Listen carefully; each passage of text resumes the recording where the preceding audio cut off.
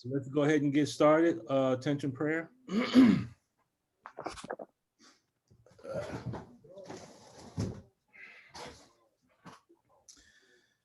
the name of Allah, the Beneficent, the Merciful.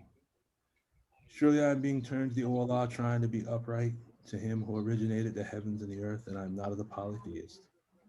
Surely my prayer, my sacrifice, my life, and my death are all for Allah, Lord of the worlds. No associate has he, this am I commanded, and I am of those who submit. O Allah, thou art the King, there is no God but thee. Thou art my Lord, I am thy servant. I have been greatly unjust to myself, and I do confess my faults. Please, Allah, grant me protection against my faults, for none grants protection against faults but thee. And guide me to the best of morals, for none can guide to the best of morals but thee. And please turn away from me the evil and indecent morals, for none can turn away from me the evil and indecent morals but thee. O Allah, bless Muhammad, and bless the true followers of Muhammad, as thou didst bless Abraham and the true followers of Abraham. Surely thou art to be praised and magnified. And O Allah, make Muhammad successful, and make the true followers of Muhammad successful, as thou didst make Abraham successful and the true followers of Abraham successful. For surely thou art to be praised and magnified. Ameen. Ameen.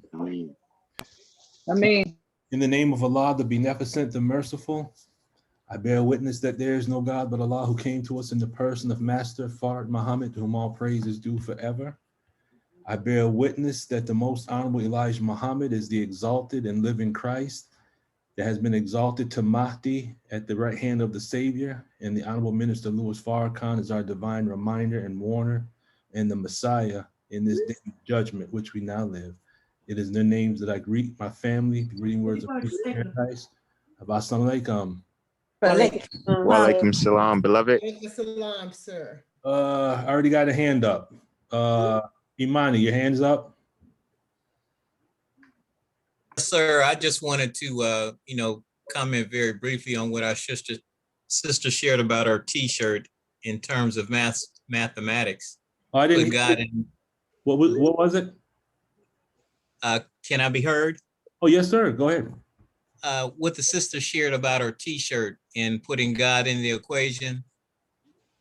And very quickly it came to mind that God is the only constant. So there can be no mathematics without God, or there can be no solution derived from anything without putting God in the equation. So that just came to mind.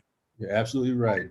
Most definitely. And then to put a feather tip on what Brother Rashid shared with us about his fast. I am entering my 16th. This will conclude my 16th week of doing the unity fast every week. Oh, praise be to Allah. Praise So be to Allah. I've got to come, praises be to Allah. I've got to come up to that 40-day fast. That is a goal that I aspire to. So all praise due to Allah. Yeah. Praise be to Allah. Welcome to the family, brother. We can do this thing. Praise be to Allah. Yes, indeed. And then too, I saw a posting. One of the brothers posted a picture of the brothers, the FOI in formation at the Savior's Day in 1973. And they came to mind the Surah Al-Safat, those ranging in ranks. So I just wanted to share. Al-Safa, that's Surah 37.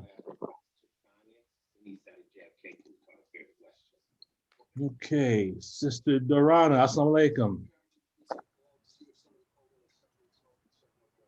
Wa alaikum salam, sir. All right.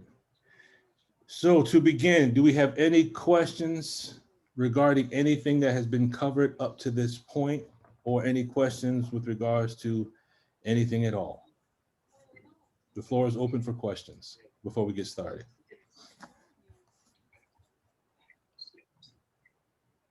Okay. With that being said, let me.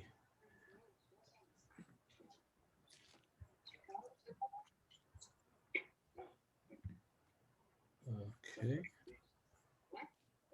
And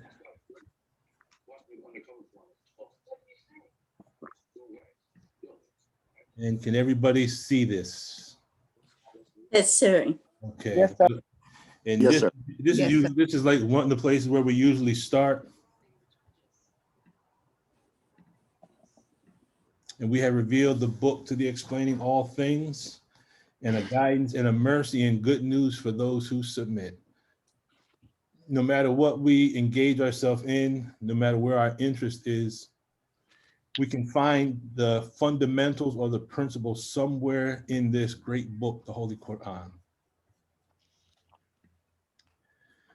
Now, I'm gonna give everyone a quick minute. If you don't have your chart of attitude handy, see if you can grab a hold of it just to have it as a reference.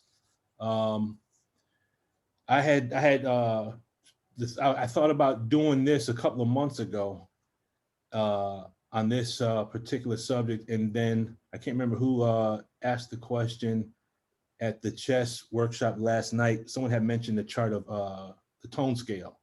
I did, Sister Beverly. Okay, so Sister Beverly, after we got off the Zoom meeting, I decided, since I already have some of this already put together, and being that you requested it, then it would be a good idea to incorporate it into today's Zoom meeting. Allahu Akbar. Thank you. You're very welcome. So what we'll do today is we're going to marry, as Minister Farrakhan said, we're going to marry the supreme wisdom with the supreme technology. We're going to connect this chart of attitudes and show how it connects to the 99 attributes of Allah. So the objectives, we're going to review the chart, Hubbard chart of attitudes. And on the top of the chart, there's 12 buttons. Let's see, where's mine at? So at the top of the chart, you have what's called 12 buttons.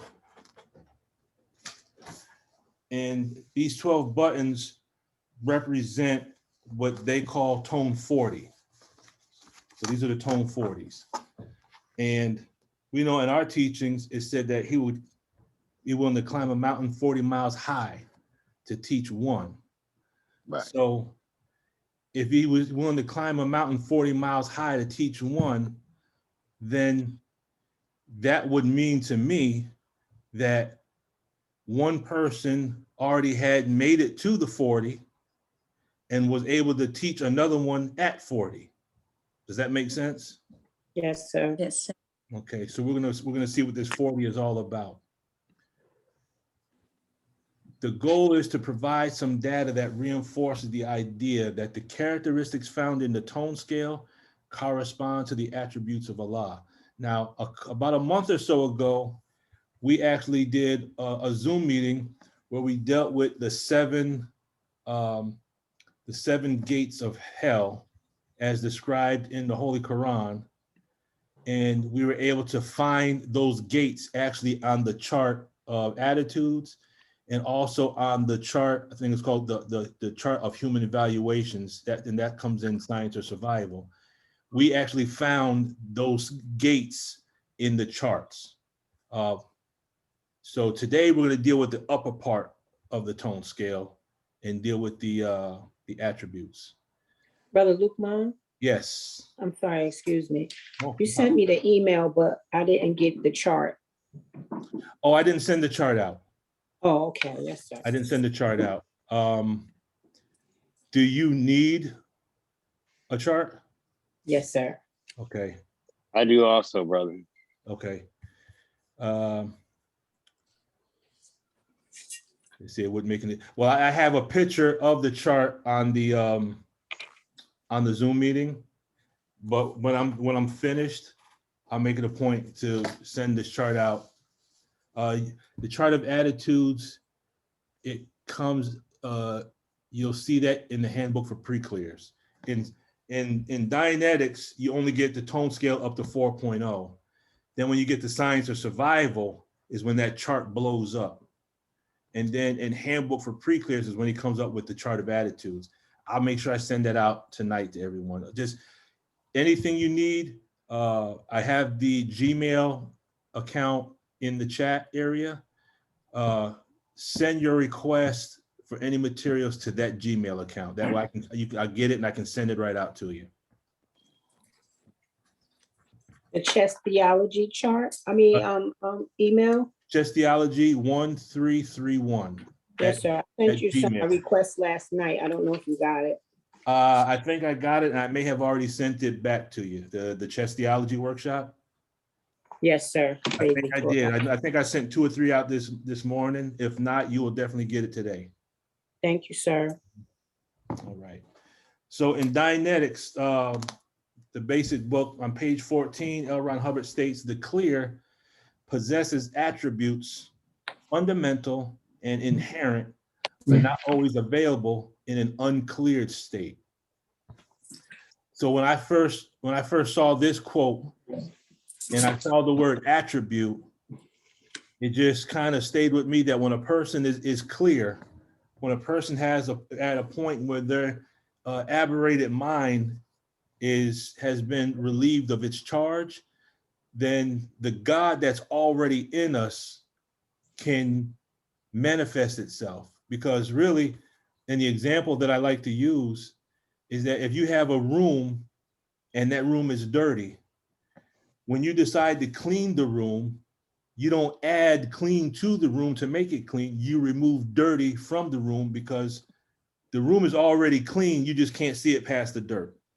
Yes, sir. So we are already God, but we can't see that because we can't see past the aberration. So once we can get rid of, as this aberrated mind is released, we will begin to see a new mind working in us, and we become reacquainted to another part of ourselves that has been hidden from us. And I can say that not in an arrogant way, but just to bear witness to the tech. I personally have noticed a change in my recall of information. I can read certain books and just out of the blue, the information sticks. I mean, page number, everything. I can see the benefit of the tech. So the minister was spot on when he recommended that we use the tech as a tool to just make us better Muslims. The tech does work. Yes, sir. And he mentions an ideal state. And he says, this is from the handbook for pre-clears. Before one can determine what is wrong with a state of being, one should have some idea of what an ideal state of being might be. So it's like saying, if you want to go on a journey on vacation, before we can go on vacation, we have to first decide, okay, where are we going? So we have to have a destination. So for an ideal state in the language of the Dianetics, the ideal state is clear, and then to be OT or an operating thetan. In the language of Islam, the language is God. So operating thetan is just the thetan that has exteriorized and has full control over their determinism, and they have control over their genetic entity or their body. When you were God, we have risen above emotion into the mind and thinking of God, and we are now God over our physical body. So it's 2 different ways of saying the same thing if we all follow and understand that. Do we understand that? Yes, sir. Okay. So an ideal is conforming exactly to an ideal, law, or standard. It's dealing with perfection. And the ultimate object or aim of endeavor is also a goal. So again, in Dianetics, it's OT. In Islam, is to be in the image and likeness of God. So the goal of Islam is really the same as the goal of Dianetics.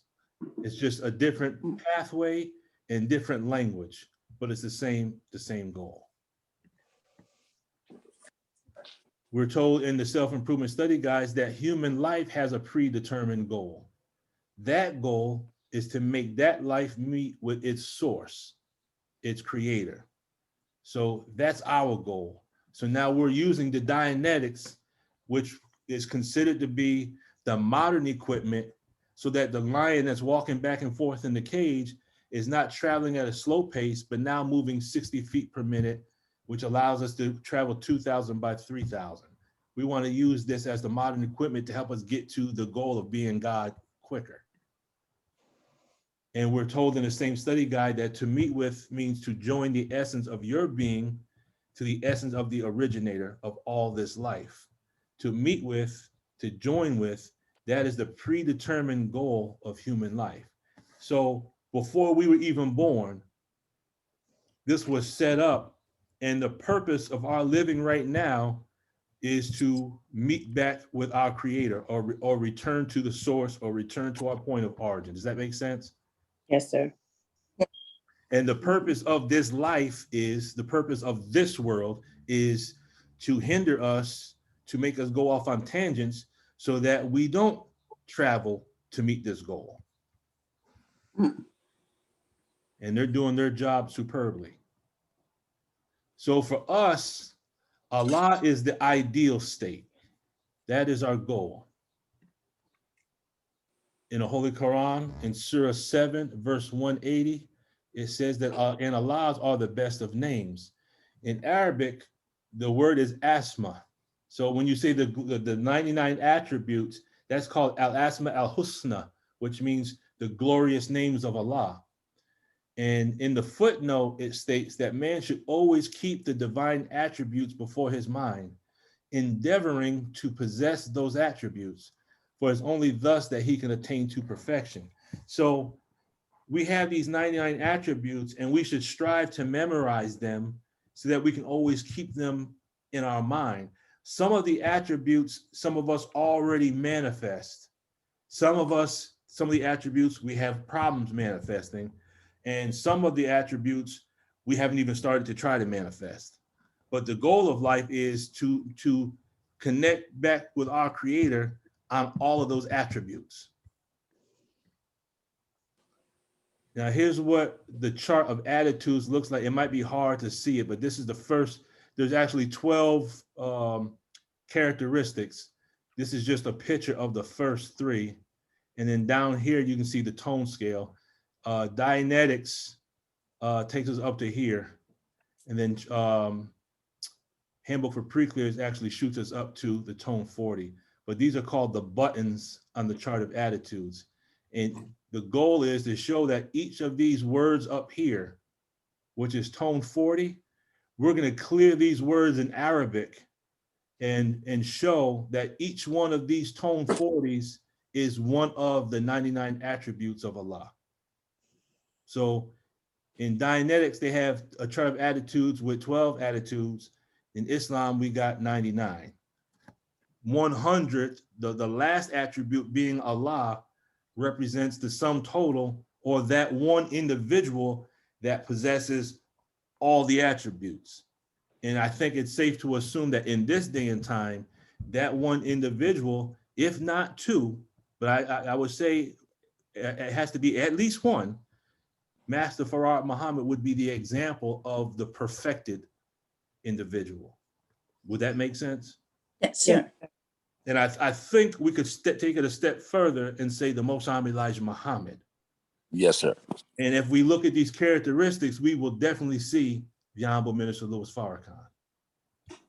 So we can say that there's at least 3 that we know. But if we look at the tech, one of the things that we use is mass. You want to be able to see what you're studying. So that mass that we would see, the physical representation of this tone 40 would be who? Minister Honorable Farrakhan. Minister Louis Farrakhan. We should have been right on top of that one. Minister Farrakhan would be the best. I had to unmute. Oh, okay. So in the study guides, we know about 3 states, 3 levels of growth and development. Now in the study guides, it gives us and it's based on Surah number 87, if I'm not mistaken, which is called Al-Qiyamah. There's 3 states, and we're gonna get into those in a minute. I have here, there are characteristics presented in the Hubbard chart of attitudes that describe high-toned individuals, which correspond to Islam, where it says the nafs mutma'inna. So if you go to Surah 87 and you read the introduction and you read the first footnote for that surah, it gives us the descriptions of these words in Arabic. So nafs mutma'inna means one who is in perfect peace with Allah, okay? The middle tone individual would correspond to what we're told in the study guides. It describes what's called the nafs lawama. And that stage, nafs lawama, describes the beginning of what? Who knows? Based on the study guides. What begins with the nafs lawama? Self-improvement. That's the actual study guides, but specifically, what are we told originates? And it's actually, that's the Arabic term, but it signals the beginning of the resurrection or the first stage of resurrection. Who knows what that is? Just say the self-accusing spirit, but I know that's No, you shouldn't doubt yourself, because that's exactly what it is. okay. The self-accusing spirit. So when we read the study guide and you read the footnotes, the self-accusing spirit in Arabic is nafs lawama. Okay, nafs lawama. And the word lawama comes from the Arabic, but we're gonna actually go specifically into each of these Arabic terms and show how it corresponds to the chart of attitudes.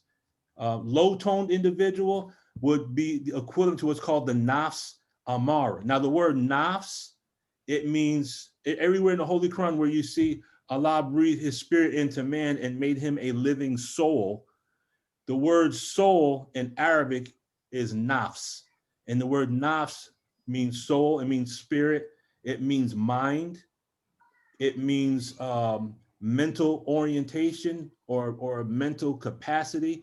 So the word nafs is talking about our thinking and our mind.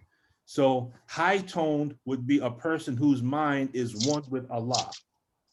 So we could say Minister Farrakhan.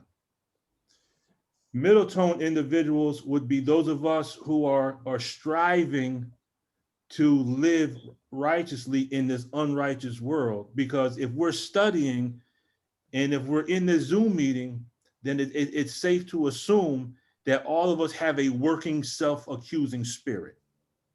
Would Brother would that be a safe assumption? Yes. excuse me, Surah 75 is Al-Qiyamah. You 75. said Surah 87. What's Surah 87? Oh, I know why. Yes, sir. We're gonna The deal Most with High. the Most High. We're gonna deal with Surah 87 further down in the Zoom, but thank you for the correction. Al-Qiyamah is Surah 75. And Nafs Amara is a mind that's being controlled by something else, and we're going to get into it.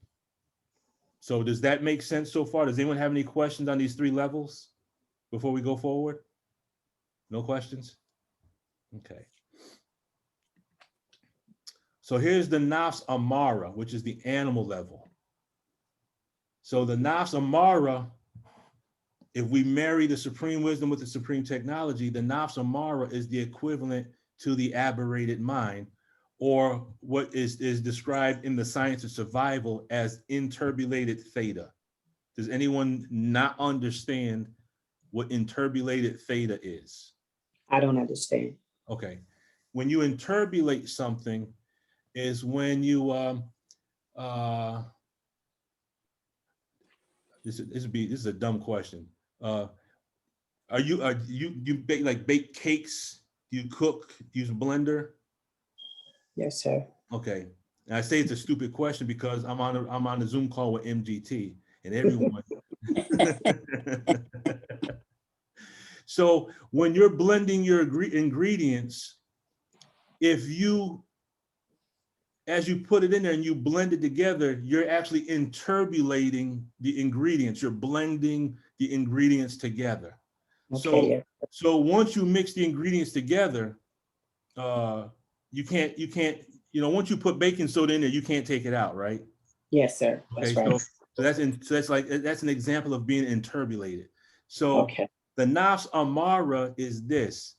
It's Allah put us in the Holy Quran. It says Allah breathes His spirit into man. So we're born complete yet incomplete. So we have a complete physical body.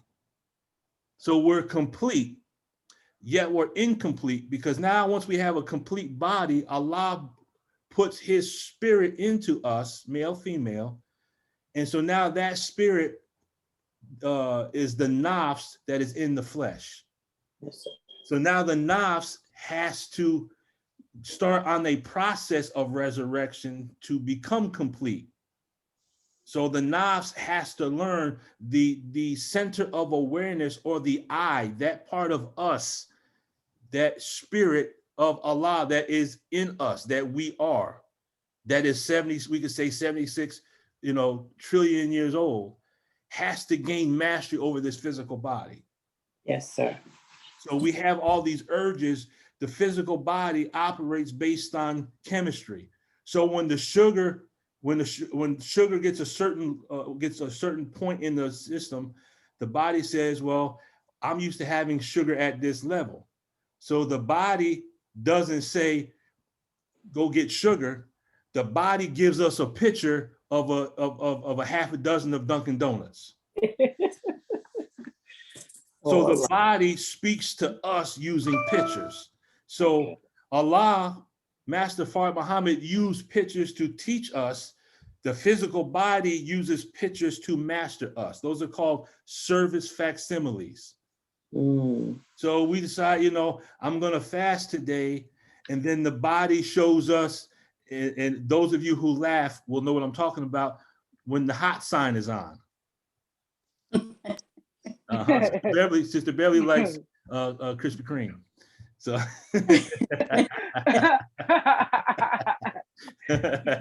gotcha. You're saying too much right now. You're saying too much right now. Say what? You're saying too much right now, brother. I'm dropping too much. A little too much.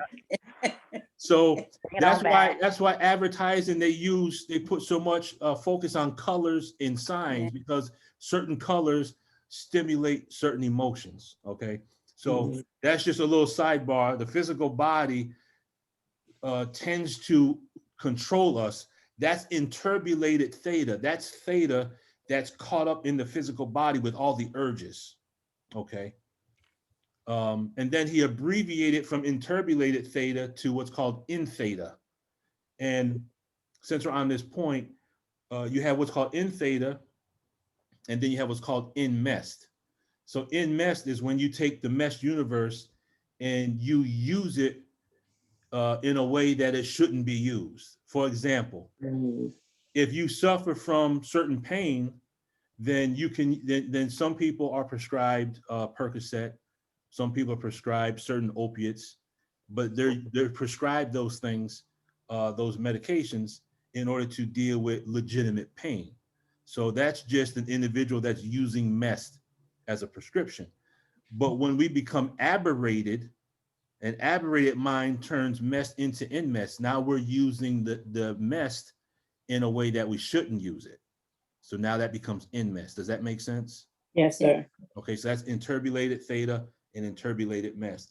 When you look at the way society treats women, they're treating women as in mest. But if you're treating women as in mest, then you're bearing witness that you're interbulated theta. You're aberrated. Okay. Only an aberrated man would use a woman as a physical object as in mess. Does that make sense? Yes, sir. Okay. Yes, sir. Oh, praise. Brother, can I ask one quick question? You sure can, and you don't have to make it quick, Sister Cheryl. Okay. And another thing of MS, I just want to give you another thing. I want your thoughts on this. I've seen people, I cannot stand a messy place. I've seen people keep disorder. And I say to myself, this MS, I can't be around this MS. So is that a form of it too? What's your thoughts? Yes, because there's one saying that when you look at a condition of a person's house, it gives you it's an outward representation of what's taking place in the inner self. So for some people, their mind is inturbulated. So an inturbulated environment, that's the same tone level. But if you're at a tone where you're up here and you come into a messy house, that's like throwing holy water on a vampire. I can't stand it. I hate it. I hate it. My father was ex-military. I went to a military high school. You know, I was in the Army. So I'm very, you know, I like certain things a certain way. You know, I like, you know, I don't even like going through a room and seeing the drawers have to be pushed in. Closet doors have to be closed. I mean, everything has to be in a certain spot. You know, I have something similar. I was raised by my grandmother. The Or same. the Say again? So I have something similar. I was raised by my grandmother. It's the same thing. Yes, I like order. And when everything is in order, I can look around and I can go, I could focus. I can focus. now I can study. Even in my Yes, room, sir. the desk has to be a certain way. I can't, you know, I don't like clutter, you know, because it's just like, oh, I can't take it. It's like, that will aberrate me. Anyway. Allah says in the Holy Quran. Thank you. You're very welcome, Sister Cheryl. And I call not myself sinless. Surely man's self is wont to command evil, except those on whom my Lord has mercy. Surely my Lord is forgiving, merciful. So surely man's self is wont to command evil. Now, in the Bible, in the book of Romans, I believe it's chapter 7, it talks about the law of my body fighting, the law of my mind fighting against the law in my members. So in the Bible, it's talking about this battle that goes on between the mind and the body. And then in the book of James, it talks about a double-minded man is unstable in all his ways. So a double-minded man is an individual. All of us here have experienced this. One minute we say we're going to fast, and then the other minute we say, fast tomorrow. Yes, sir. You know, and if you that aberration. That, yes, you can say that's a form of aberration. Why not? Yes, sir. You know, and see my slinking devil tries to play chess with me and actually will use tricks. So I'll say to myself, okay, I'm not going to eat today. And then my slinking devil will say, well, just go ahead, you know, you're working, just go ahead and eat some fruit because, you know, at least you'll have something healthy in case you get a fire. So no, I just have to make it real. This is how the slinking devil works. The slinking devil, when you get into the tech and you start reading about what's called the genetic entity, this is like another, you know, I'm a firm believer, and again, as Sister Cheryl will tell you, this is just my opinion. There's a verse in the Holy Quran that says, and we created you in pairs, and one of you is a believer and the other is a disbeliever. I believe that that's talking about two aspects of one individual. There's something in me that's a believer, and there's another part that is, I don't want to fast. Absolutely. I relate to that. So yes, I look at it like that. So when there's a part of me that says, well, I'm not going to have nothing today, the other part says, well, just have some fruit. You know, you shouldn't fast while you're working, because I mean, technically, if we do catch a fire, that's a lot. But the thing is, once I eat the fruit, that verse will say, well, you don't broke the fast now. You might as well go ahead and, you know. Yes. So it's like this is the battle that we're having. When Jesus was in the wilderness fasting, and the devil came to tempt him, Minister Farrakhan said that devil was in his mind. That's right. That's right. Now here's a question, and no one ever talks about this. It said Jesus was in the wilderness and he was tempted of the devil. And then he's, you know, the first trial, he says, man shall not live by bread alone. The second trial, he says, thou shalt not tempt the Lord thy God. And then the third one, he finally said, get thee behind me, Satan.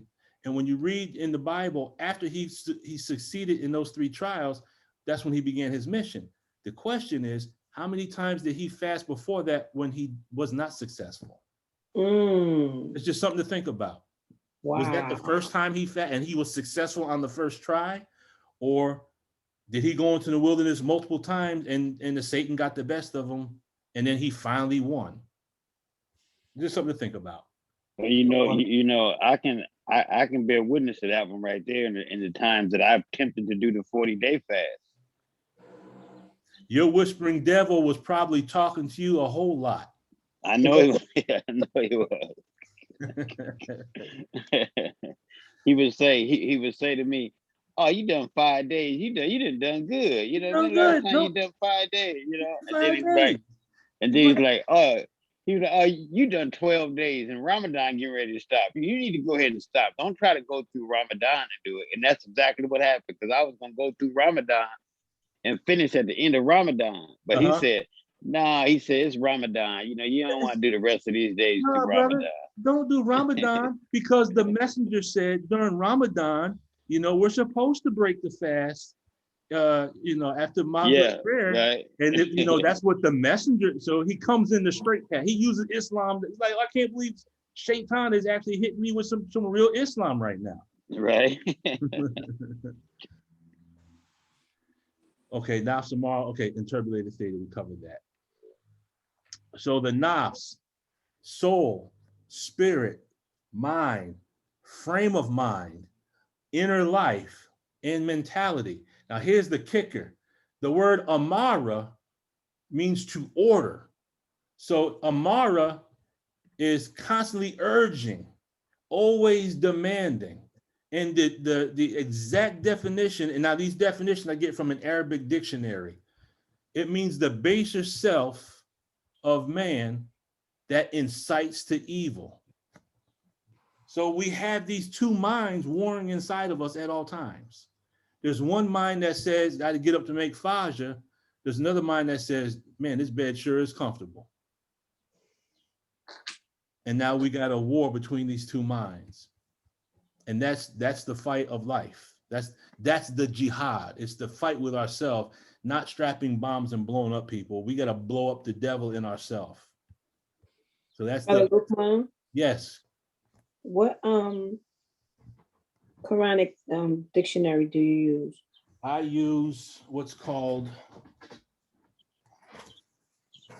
mine is real raggedy, but it's hard to see because it's green.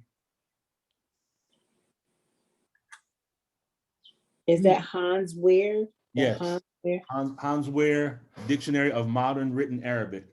But as you can see, mine is it's actually falling apart. I know it's hard to see, but. Thank you, sir.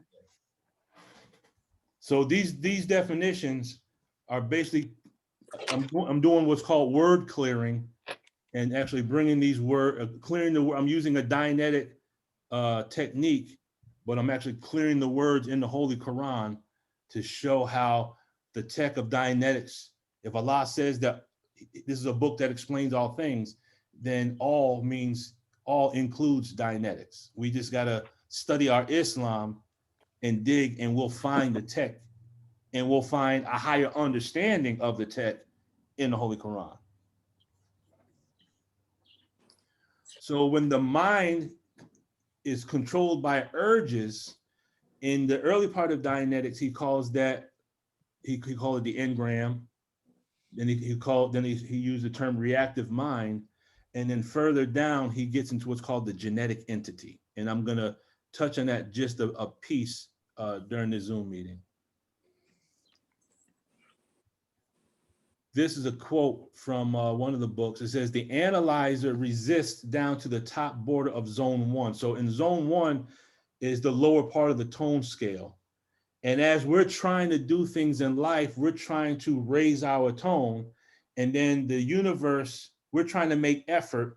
And then the universe, whether it be people, places, or things, produces a counter effort and pushes down. So we're fighting against basically the universe, our environment, just trying to be righteous. We have all this unrighteousness around us. So the analyzer there's something in us that will resist unrighteousness.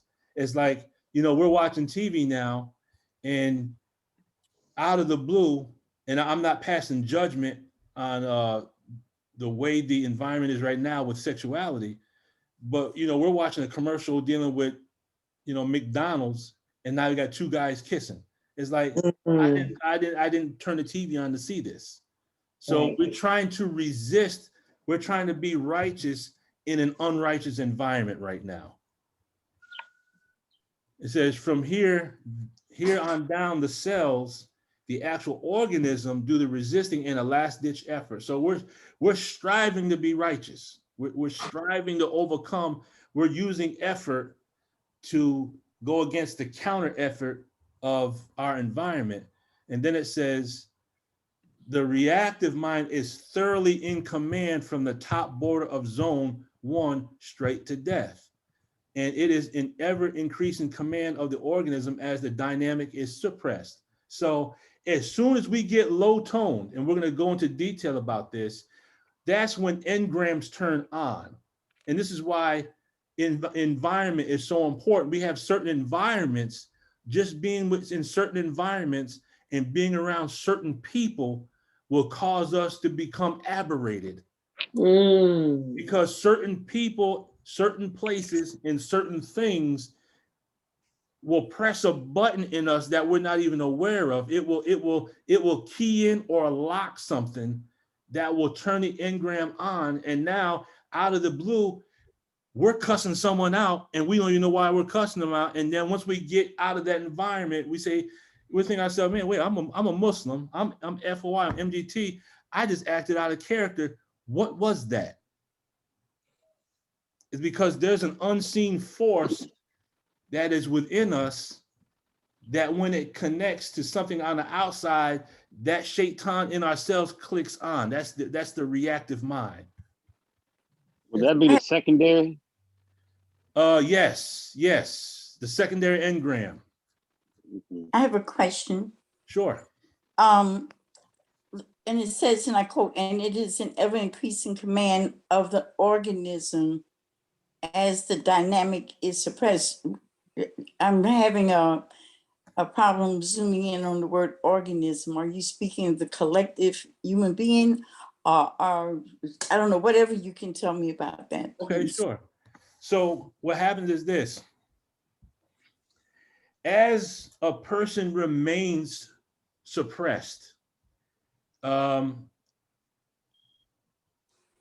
if let's say you're in I don't want to use this example, but this is the example that's coming to my mind. If you're in a relationship where you're just fed up, the longer we are in that relationship, it could be a friendship with someone, a family member, but the longer we're in that relationship and this person is actually putting us in an aberrated state of mind, the longer we stay in the environment with that person, the ever increasing that aberration will become. So the longer we stay in a certain environment, that aberration is going to increase. And that's what causes a nervous break. So eventually a person will snap. So when you speak of the organism, you're speaking of the collective person, the person. We're talking about the person, not the Okay. individual. Right, So- I got it now. Yep. So Thank you. as long as you stay under that tone, if you're under tone 2.0, so if you're in hostility, if you're dealing covert hostility, if you're in apathy or you're in grief, the longer we stay in that and we constantly have the environment keep piles on different things, then eventually we're going to get pressed down further and further into the areas of grief and apathy. And now we're seeing during this COVID, we're seeing the rise in suicides, drug addictions, overdose. We just had people jump off the bridge just a couple of days ago. Unfortunately, one of the things that we have to do in the fire service is when someone jumps off and they commit suicide, we have to go out and recover the bodies. And that is actually increasing. Versus Muslims who have Savior's Day every day. So our goal is to keep our tone level high every day so we can get through this situation that we're currently in. I'm sorry, that's a long-winded answer, but does that answer your question, Sister Beverly? It does, and the reason that I wanted to make sure that I understood is because, and maybe you're going to get to this later, because I remember you used the word genetics. So I was wondering if there was a study that carried it deeper than just the human being as the collective organism, and show us, or we could in thought explore how it affects certain cells within the body that would cause reaction. So my question to defining organism, could we take that on down to possibly the genetic makeup of cells and have a reaction that would, of course, react on the whole organism, like the virus that changes the DNA strand. So I was thinking, when you said organism, are you going that deep with this definition here at this point? Or are we just thinking in terms of just the collective, the human being? Okay, good. That's a wonderful question. As you get past Dianetics and as you get past science of survival and you go further into the tech, you'll come across a book called A History of Man. In the first line of that book, he talks about a cold-blooded history going back 76 trillion years. So he talks about 76 trillion years in this book.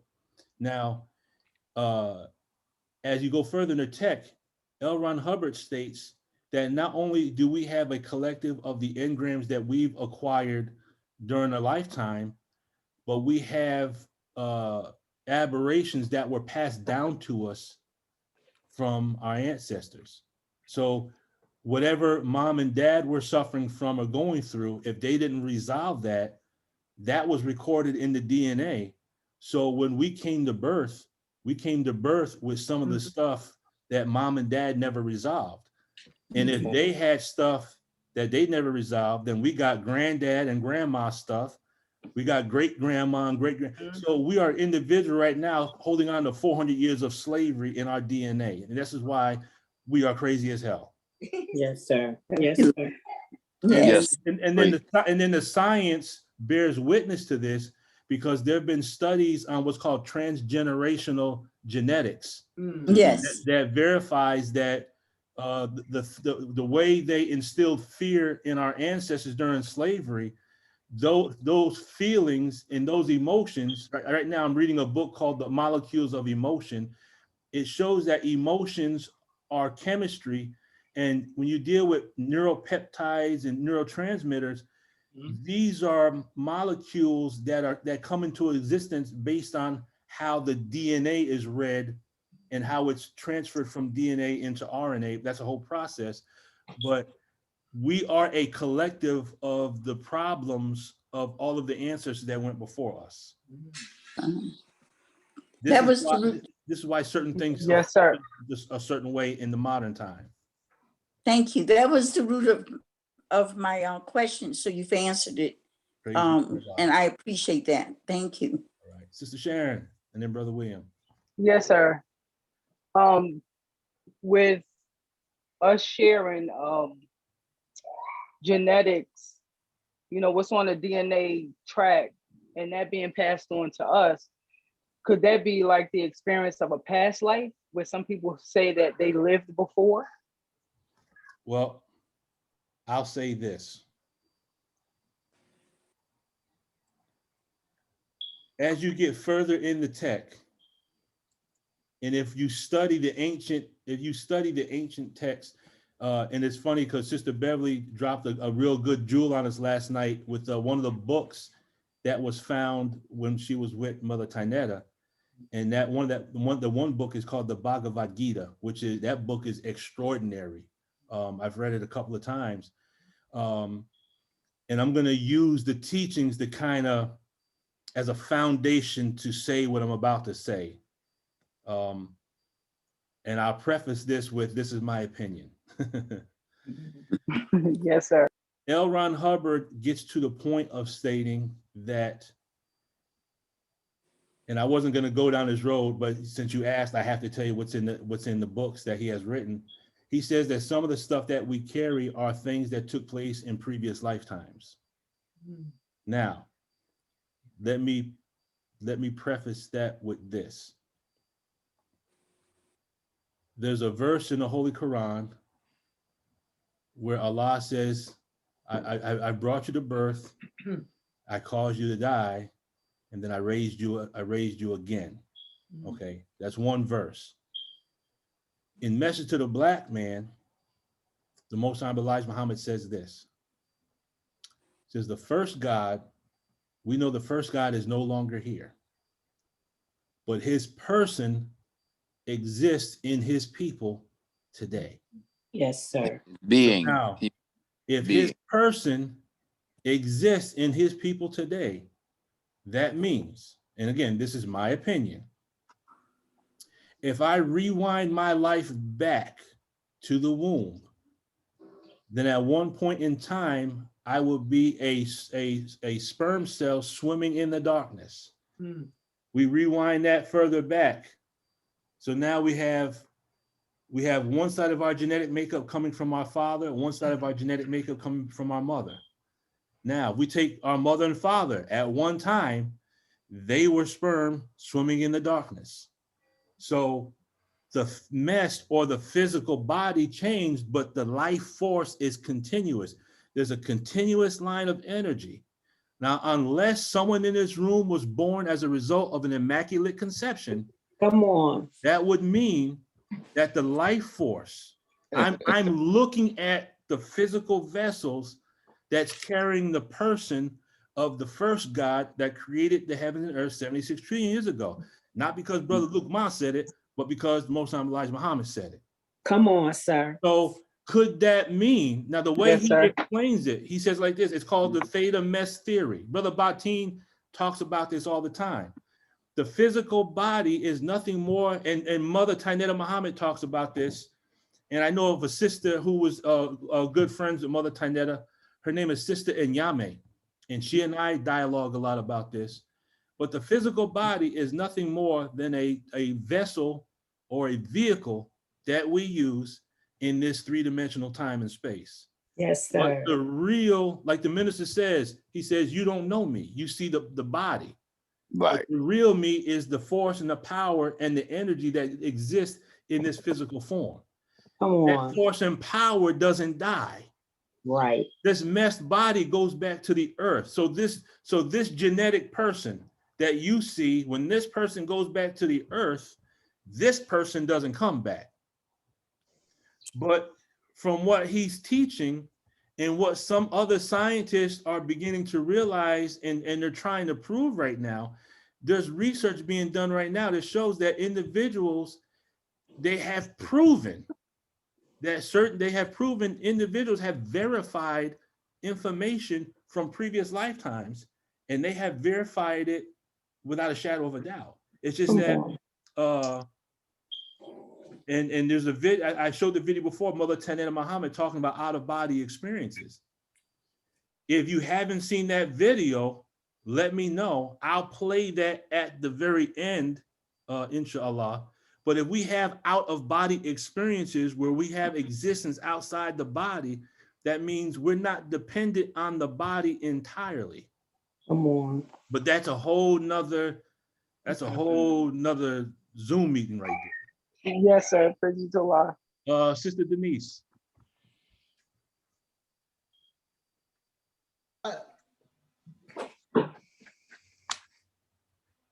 You with us, Sister Denise? Mute. Okay, let's go with Brother William and then Sister Beverly. Yes, sir. You pretty much answered what I was going to offer, which was to say for the question on the genetics, to refer to brother minister, student minister, I believe is Demetric, out of Memphis, I believe, gave an address on epigenetics, and that's the term that's used that looks at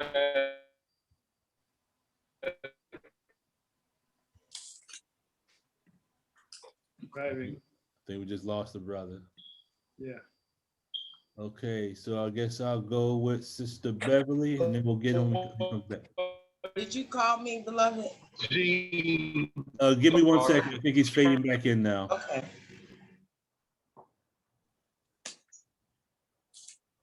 Can you hear me? Yeah, we Did you lost lose you, me? brother.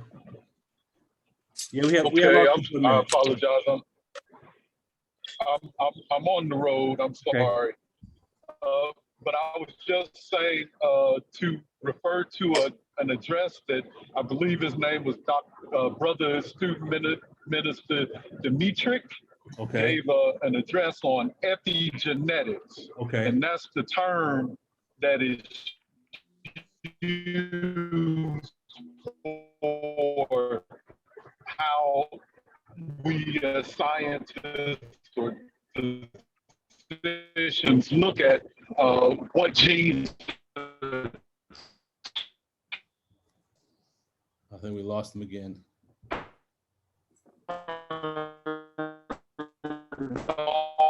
What genes are turned on.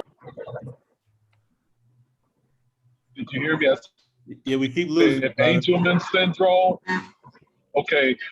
Well, I think hopefully you got the gist of what I wanted to share. Yeah, the epigenetics. I was going to use that term, but you're absolutely right. Epigenetics is what another thing we could be studying, and as time goes on, I will probably incorporate that as well to give us a better understanding of it. But thank you, Brother William. Yes, sir. Sister Denise, yeah, we did try to get you. Oh, yes, sir. I'm sorry. Okay. You know, you were talking about we have all these ancestors or people within us in our family, and that's layer on top of layer. And I was just wondering, you know, how long would it take for us, or is there a time limit for us to come back to our original self? Because we have so much dross on us. You know, I mean, like, we need more than the holy water and the garlic and stuff like that. I mean, we need to, like, I don't know what we need, but we need something to get us back to. And you were talking about Jesus. We don't know how many attempts that he attempted before he actually mastered the fast, the 40 days. And because I haven't read anything in the Bible, here is he finally overcame it, but the road to that, I know the self-improvements, all of the parts of the study guides are keys to help us one by one to come back from aberration and craziness, sort of, to sanity, to being a sane person. So there's no limit of time for that, right? We're on Allah's schedule, and I believe that as long as we make the attempt to do what we have to do and follow what we've been given to follow, then we'll be successful in getting to our destination. We just got to follow the instructions that the minister has given us and is giving us. Yes, sir. Thank you. You're very welcome. Sister Beverly. As if I may comment very briefly on your opinion, which I found to be very, very interesting and in much accord to our study. The Holy Quran speaks of us. I was trying to find it. I wasn't able to while you were talking. It uses the term vapor, VAPOR, vapor, in regards to human beings. So when you talk about going back into even 76 trillion years, what brought to mind is the fact that Mother Tanetta said one time, our bodies are, when we visit, she said that the original gods, we come to the earth, this planet, and visit it every once in a while so that we may do experimentation in thought and otherwise, in theology. And when we are gifted with a body, is the same as if a flower came up from the earth or a food that's grown from the soil. So we use what this planet gives us in order to stay here for an appointed term. But but we are eternal.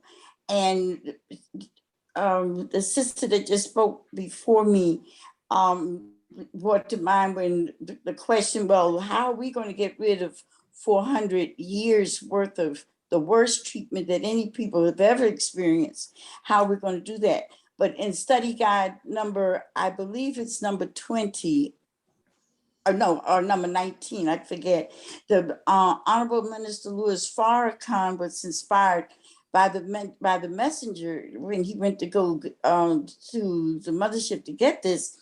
He speaks of the Akashic records, and he talks in terms of the knowledge is in the universe.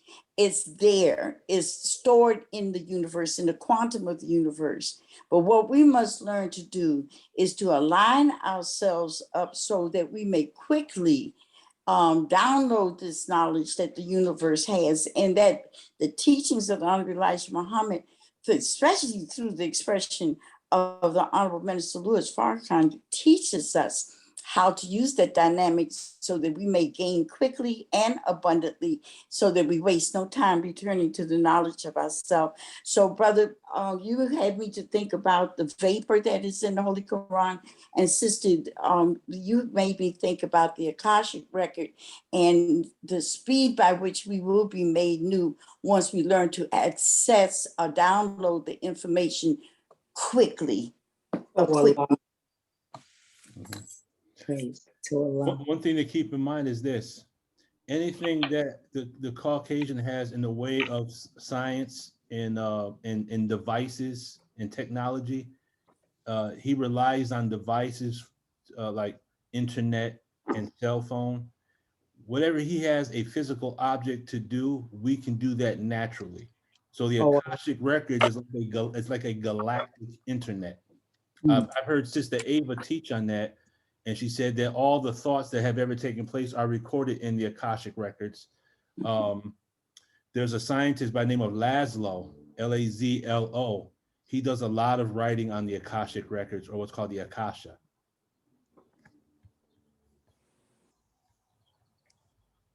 There was something else that Mother Tainetta Muhammad said, but it just slips my mind. But see, certain subjects, and I'll say this, years ago, there were certain subjects that you couldn't really share. And it goes back to what Mother Tainetta Muhammad said, certain things you can't share with certain people because some of us just aren't ready for it. Yes, sir. And, they say you're a spooky Muslim, or they say, oh, here goes the bean soup scientist again. And it's just because you begin to, you see something different. But when and I'll say this 1,000 times, I'll say it again. When you get into the nuts and bolts of how the Dianetics works, and as you get further along in the books, you're going to come face to face with things that Minister Farrakhan has already taught.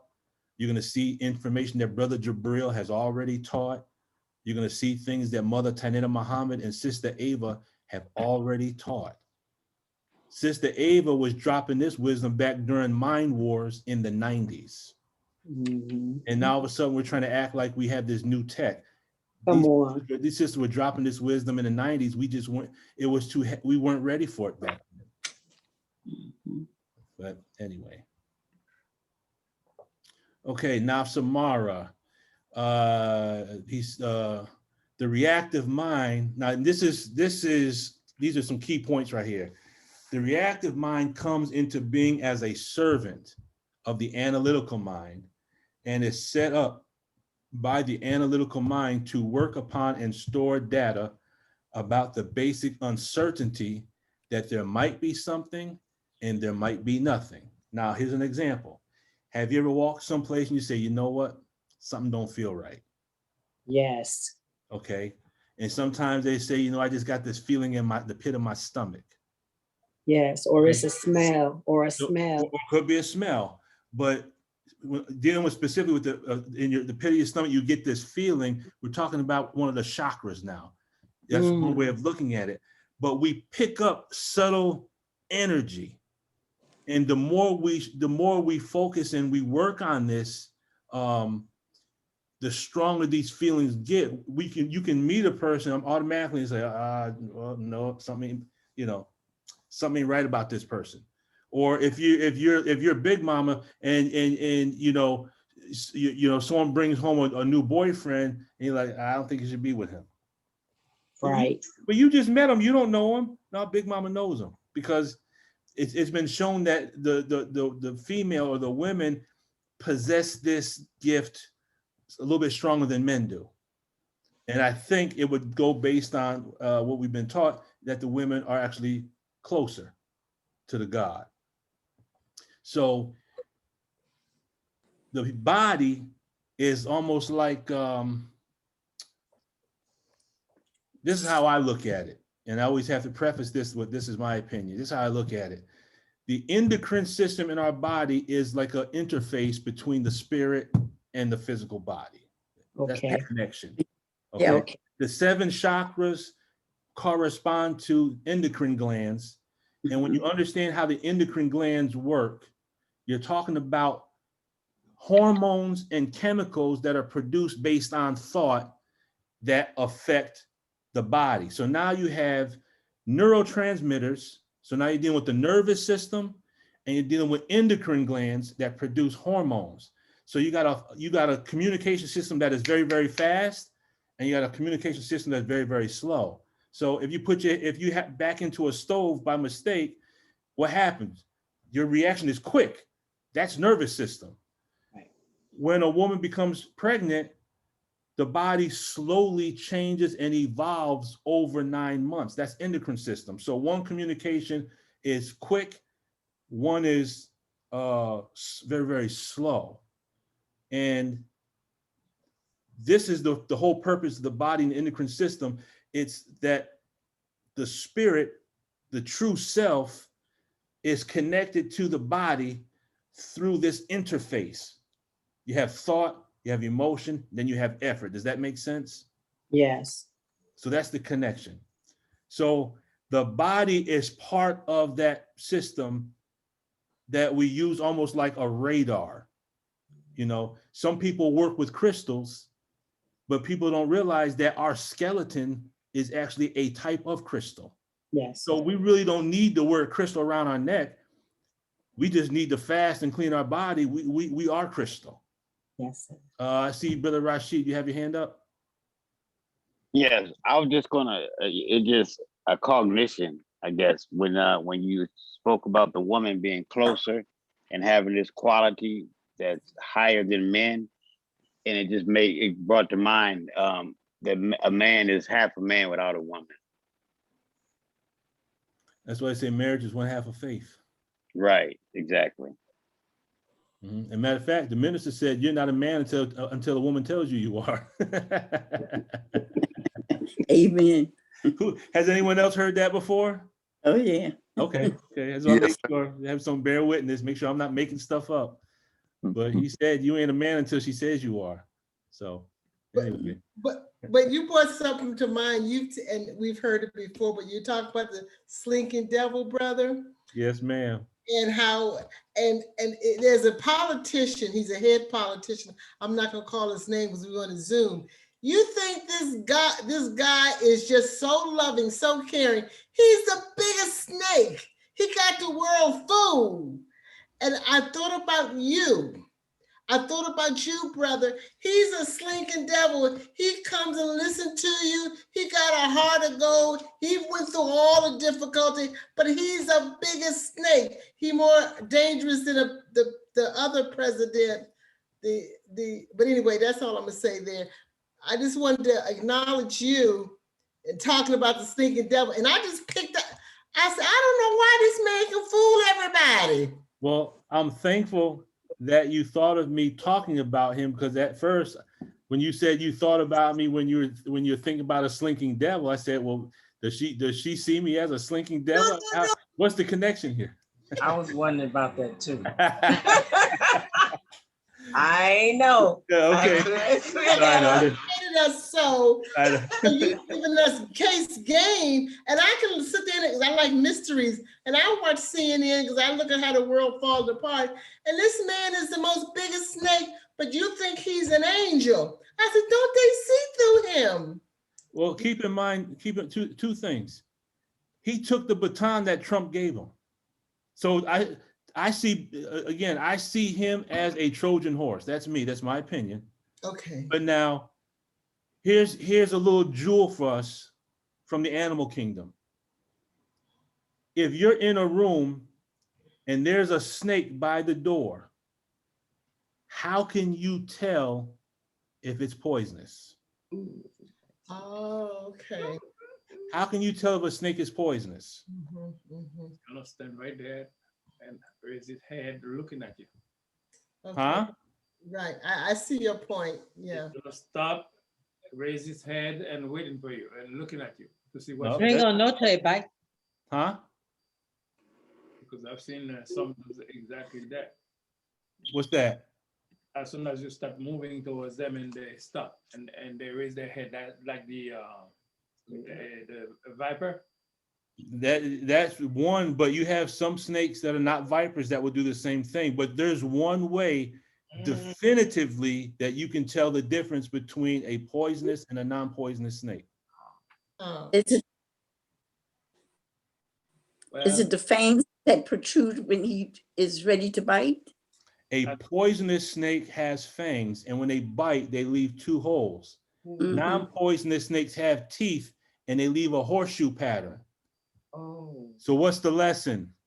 You treat all snakes like they're poisonous so you don't get bit by any of them, basically. That's right. By the time you get bit, that's too late. You know, that's too late now. Same for, I hate to say it like this, the same for politics. When I first came in the nation, I remember, I never forget this, brother said, he talked about politics. He said, brother, politic means poly is more than one and a tick is a bloodsucker. He said, Come on. and that always stayed with me. Politics is just a lot of bloodsuckers. But that's my opinion. Yeah, thank you. I have a question, Go ahead, please, sister. about what we're looking at on the screen right now. Mhm. Am I correct in interpreting that the reactive mind, from what I'm reading, is subjected to the analytical mind, which gives it data and works upon it?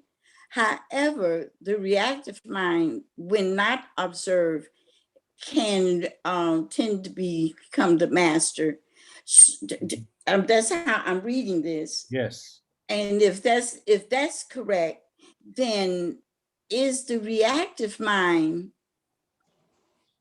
I don't even know how to form the question.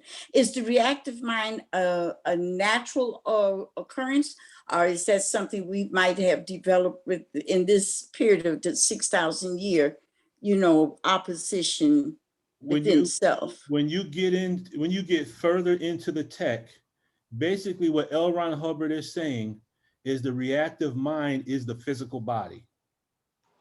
Oh, I see. Okay. So the physical body, now if you take our reactive mind and put physical body, you could say the physical body comes into being as a servant of the analytical mind and is set up by the analytical mind to work upon and store data. The body stores data about basic uncertainty, and there might be something and there might be nothing. So it's like you pick up certain things like, that vibe don't feel right. I don't feel right here. Let's leave because something's not right. So the body then continues in growth, and from the servant, if the analytical mind does not observe it, tends to become the master. So as children, the reactive mind is controlling. That's why Minister Farrakhan says, look at the baby. When the baby doesn't get its way, what happens? It turns red. Right. It turns red. That's a devil. The baby wants satisfaction and it wants satisfaction now. As we mature, we're supposed to go from the body causing us to move. We have to grow to, we tell the body what to do. Right. We tell the body what to do. So when you go further in the tech, he gets more specific with the reactive mind as the tech evolved. And basically he's saying is it's the reactive mind we're dealing with is the physical body. So one last question to this, and then, so are you saying that further down the line, as we study more and this subject begins to reveal more information? Yes, ma'am. Yes, ma'am. Would it lead us, do you know yet if it would lead us to understand the structure, the anatomy, and the physiology of the genes, of the genome, where we could take this and study the brown germ and the black germ, as Come opposed on, to Sister Beverly. You just answer your own question because we're the scientists. I'm gonna tell you like this, sister. I'm gonna tell you like this. If you came up now, here's I'm trying to think of the exact way he said this. I'll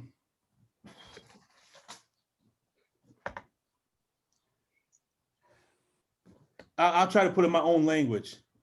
Basically, what he said is, like right now, I'm almost finished with the Philadelphia doctorate course.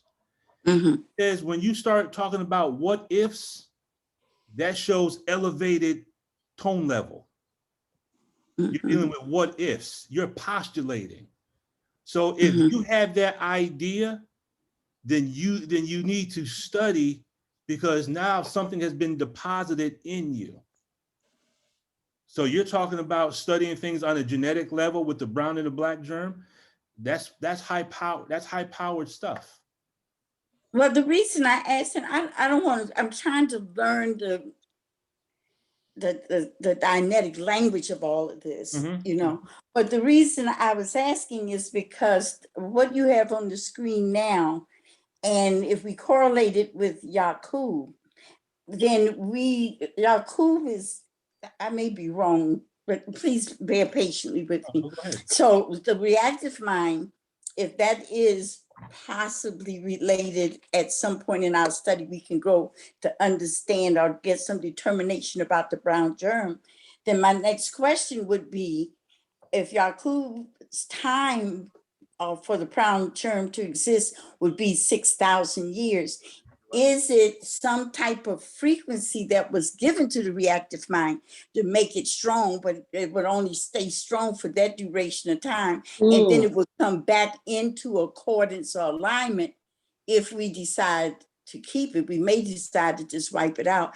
But so this particular screen is making a lot of things come in my thinking when it comes to the genetic code.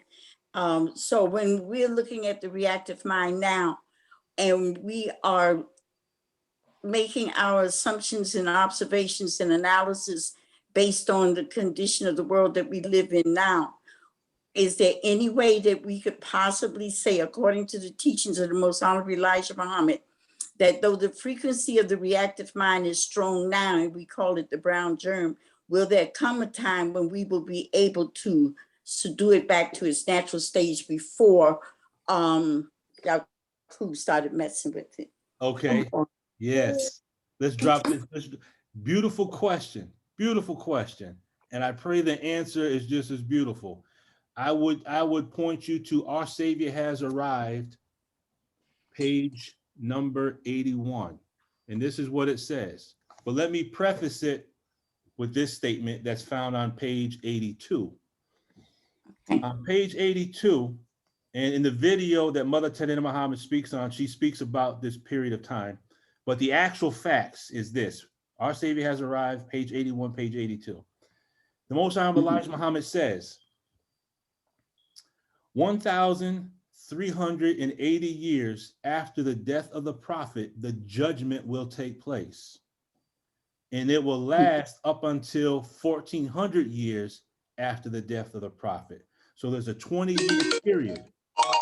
So if we go 1,380 years after the death of the prophet, if you add 632 AD, which is the year the prophet passed away, it brings you to the year 2012. Now, 2011 and 2012 was the time period where the nation as a whole started on the Dianetics. Mm. So mathematically, based on what the Most Honorable Elijah Muhammad has said that there's a process that would begin. Now, here's what he says on page 81. He says, the days of Allah God, these are the days of the Son of Man and the days of the removal of the old world of evil, filth, and unrighteousness. These are the days of setting up a clean world under the guidance of the original people, the Black nation, who were never guilty of doing evil until one of the gods by the name of Yaqub discovered the essence of the Black man to make a white man, and Yaqub did just that. He made the white man. Then he says this, now since he has discovered this essence, today we are under the God Allah to do away with that very essence in us so that no other man can make another people who are different from us. This will never happen again. That is why you are taught that you will be born again physically. Listen to that. You will be born again physically. This rebirth is in order to get rid of that wicked material in the very essence of the sperm of the Black man. This wicked material will not be in the Black man for anyone to use after the removal of the present world and people. You will be caused to grow into a new person, and the nature will be different. It will be the nature of righteousness, and then we cannot sin. In that kind of rebirth, it will be impossible for us to sin. So there's a process that's taking place for it takes 20 years, and based on the mathematics, we're already in it. If we're engaged in the Dianetics, we've already started a process. But now on page 82, he says this. He says, what book is that? What book are you reading from? Our Savior has arrived. Okay. On page 82, the Most Honorable Elijah Muhammad says this, your mind will be clean. Now, if you look up the word clean, you'll come to another word synonymous with clean. That's clear. Clear. So we're in a process of having the brown germ removed so that there can't be another Yaqub, another 1,000, 2,000 years from now decides to do this process all over again. One time was enough. Okay. So does that answer your question, Sister Beverly? Almost definitely. Thank you so very much. The messenger already gave us that jewel right there, and our Savior has arrived. Sister Ani, I see your hand up there. Assalamu alaikum. Walaikum salam. Beautiful discussion, beautiful questions. Thank you, Sister Beverly, for bringing that up and for your response, Brother Luqman. Thank you. What came to my mind to add to that was the Holy Quran, and I don't have the reference for it, but where it talks about that we come with a witness and a driver. That's Surah 50, starting at verse number 16, the driver and the witness. Mm-hmm. And also from our Supreme Wisdom lessons, Lost Found Muslim lesson number 2, number 38, and where the question is asked, then why did God make devil? To show forth his power, that he is all wise and righteous, that he could make a devil which is weak and wicked and give the devil power to rule the earth. And I'm relating that to screen 14 that you have posted up about the reactive mind comes into being as a servant of the analytical mind. And then you said that the reactive mind is the body. You brought that into it too. So that made me think of how the fact that we are born with that desire of the original God to perfect his universe. And we have that drive. And so that part of that perfection that he sought is the bringing into being of the reactive mind, which comes as an adversary, but it's so that we're each born, like you mentioned, having to overcome that part of ourselves and grow up into being able to control the body, being able to control the reactive mind. Mm-hmm. So. Most definitely. Thank you for that one. Have you ever heard the minister teach on, he was talking about how the devil starts out in the book of Genesis as a snake, but by the time of Revelation, he's a full-blown dragon? Has anyone ever heard the minister teach on that? Yes, sir. Yes, sir. Yes, sir. Absolutely. So the same concept is that snake that's in us. It starts out as a little whisper, and then as time goes on, it becomes something that roars loud and controls us. But it's that same reactive mind starts out small and then can become very, very big. Brother Eric, I see your hand up. Sister Barbara. Okay. Assalamu alaikum. Walaikum salam, rahmatullahi wa barakatuh. Bismillahirrahmanirrahim. I want to make it very simple because we're talking about reactive mind, analytical mind, and everything else that comes with it. As simple as it can be is that the study of Dianetics is what the mind is doing to the body. Okay. Now, when we're talking about reactive mind, we are talking about, as you said before, an aberrated mind. And what is an aberrated mind is what you would consider insanity. Okay, and the analytical mind is what you would consider as sanity. So the role and the study of Scientology and Dianetics is to bring sanity to a world that has gone insane. Good. So now, when we say as simple as that, it makes it easier for you to understand and for a teacher to teach. Because as a teacher, we have to make sure that we don't go too far off for those who are at the lower end so that they can grasp it. And I'm not talking about anybody here, but I'm just saying things that I have learned from being a soup over there. Because there are questions that I usually ask, and that's why when you ask those questions, they give you the book, or this is where you'll find the answer. All right, they're not going to tell you, oh, this is what it is. So we're going to take the book, okay, read this. And after you read it, do you understand it? Okay, give me an example of what you just read. And if you cannot, I know there is a word that you did not fully understand. So now we're going to have you to clear those words. So now, why am I saying all of that? Because when we're talking about the reactive mind, this is what Lukman said earlier. That's the devil in you. That's the devil in me. It is in opposition of anything that is progressive. And the reactive mind is a recorder. It records everything that you do in life, whether good or bad. But it only wants to use the bad against you because then it collaborates with anything that is coming against you from the outside, right? And once we understand that, now we will know how to control self or control the reactive mind.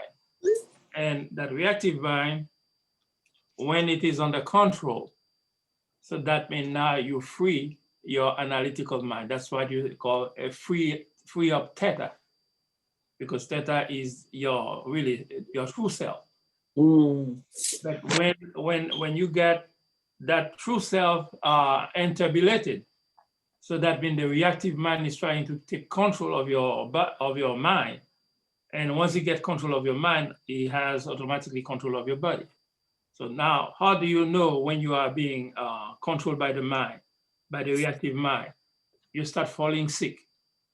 Or sometimes it might be somebody in your surrounding that is somewhat aberrated and now is messing you up, and now you start falling sick too. The question of ethics now comes in play. And you just touched that the very last thing you were touching about Lukman, it deals automatically with ethics. If your ethics is good, so now it's going to be easier for you to get to the 4.0. And once you get to the 4.0, that means you have reached a level of clear. You cannot be interpolated by what others say or what others do. Mhm. So that means Allah say He will give you a button, right, on your lapel. Mhm. And that button is exactly that. So that means you cannot be interpolated when somebody says something or do something to you, because now you are in full control of that you call yourself. Mhm. I don't want to go any further with that, so I'll leave you with the word. As you were talking, Brother Eric, it reminded me, I think it might have been the minister who said this, but I remember someone teaching on something that the prophet had said, or someone said about the prophet, but I think the prophet has been quoted, it might be in the Sunnah or the Hadith, and he makes this statement that he made his devil take its shahada. I like that. Has anyone Wow. heard that before? No, but I love it. I'll try to pinpoint the exact on that. Repeat it again, please. Yeah, Prophet Muhammad was able to cause his devil to make it shahada. And then there's another. I've heard one of the ministers teach on this, that there was two men. There was two devils, and they were talking to each other, and the one was, had gold on his hands and wearing a nice suit, was dressed and had all this, glitz and glamour. And that devil was talking to the other devil who was all raggedy and all, all emaciated. The bones were showing, the clothes were raggedy. And the one that was raggedy said, well, how do you look so good? He was all overweight and whatnot. And he said, everything I suggest to him to do, he listens to me. Basically, anything I ask for, he gives me. He said, well, why do you look the way you do? That devil said, because every time I try to tempt him, he won't listen to me no more. So that's kind of like input the reactive mind into that. And it's the same concept. It's the same concept as Prophet Muhammad, peace be upon him, made his devil to take its shahada. So even his reactive mind said, I bear witness there's no God but Allah, Muhammad's message. I can't get him to do nothing. I'm out just shut up and just. Sister Sharon and then Imani. Go ahead, Sister Sharon. Yes, sir. I just had a question in terms of reaching clear. That's level 4 on the tone scale, right? Or the brother just made a reference. Not necessarily. Okay. The brother just made reference to the number 4. What was it? Yeah. He made reference to the number 4, and it brought to my mind bringing the 4 devils, or ridding yourself of 4 devils. Is that relative to being clear? If you can bring and present 4 devils at one time, that it could be. That could be. That sounds like it makes sense to me. Because you're not only bringing, because we can bring the devils anytime we want, but it says to bring and present. So when everywhere we go, we bring our devils with us, but we don't present them. We hide them. Go ahead. we just bring them. But the lesson says bring and present, meaning, okay, you brought it, now it's manifested. Yes, sir. Go ahead, Imani. Yes, sir. Can I be heard? Yes, sir. Yes, sir. All praise due to Allah. The measure of that hadith that I recall is that the prophet was sharing with some of the companions that everyone has a devil. And one of the companions asked the prophet, peace and blessings be upon him, even you, O dear holy apostle? Go ahead, and brother. his response was, yes, but I've made my devil take his shahada. Go ahead. Thank you, brother. Praise be to Allah. Go ahead, Doc. So we can say Prophet Muhammad was clear, or OT. Brother Lukman, Yes. Who was that? Mr. Beverly. Sister Beverly. This also is going to cause me to go back and do analysis of the 1997 Savior's Day speech when the Honorable Minister Louis Farrakhan gave us the dynamics of the deceptive intelligence Yes. and called it BOSS, Uh-huh. that covers the goal. And he said this lecture would have the scientists, I think he said scratching their heads, but wondering, and thinking about this for a long time to come. So I think what this is going to have me do is to go back and look at that and see if there's any possible validity that the reactive mind is the deceptive intelligence that are like nuclear waste, was after Allah created himself, there was some waste and it's been messing with us all this time. And it's time now to be clear of that reactive mind. So I don't know if anybody else can contribute to that. If not, I'm going to go back. It's making me to go back and do an analysis on that lecture. Well, when you go into the laboratory and you do your research, bring your findings to the rest of the scientists so we can all benefit from your research.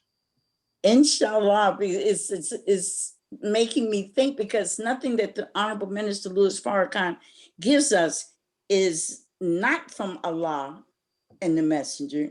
That's number one. Mm-hmm.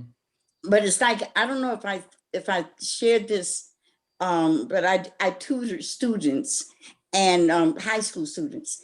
And one day we were talking, and if I've said it before, please forgive me. I don't want to, but they said to me, do you know the difference between our generation and your generation when it comes to Islam? And I said, well, what is that? And they said, you think Islam is a religion, but we see it as a science. No, you said it before and you can say it again. That's lovely. All praises due to Allah. So everything that, especially with this, I'm just still, my mind is blown on this one screen, or just so much is going off, is that we have to look at things from a scientific point of view, even if we don't know science. My husband told me, he said, you need to enroll in the same university I go to. And I said, what is that? He said, the University of YouTube and the Library of Google. Because anything that you want, you can find there. You know what I'm saying? So I think this is reiterating that point, that we can see things in a theoretic point of view, but Allah who came to us, he's a scientist. Right. And we must also be able to prove in no limit of time from validity. So I don't want to, I'm just so excited. I'm really overwhelmed. I'm talking too much. My apologies. No, praise be to Allah. That's the whole purpose of this, is to increase some cognitions, to oil the rusty locks, to get us in sync with the instructions that the minister gave us, to get into the Dianetics, so we can really get into the treasures that we haven't even touched on in the Supreme Wisdom in the Problem Book. Well, I see two hands up. Are these old hands or are these new hands? Can I add a little bit more? Mine is new. Okay, go ahead, Brother Eric. I got Brother Imani, and then who else? Or is that it? Sister Sharon. Okay, I don't see you, but okay. Okay, we say in our culture, ladies first. So I'll let Sister Sharon go first. Okay, Sister Sharon. Yes, sir. Praise be to Allah.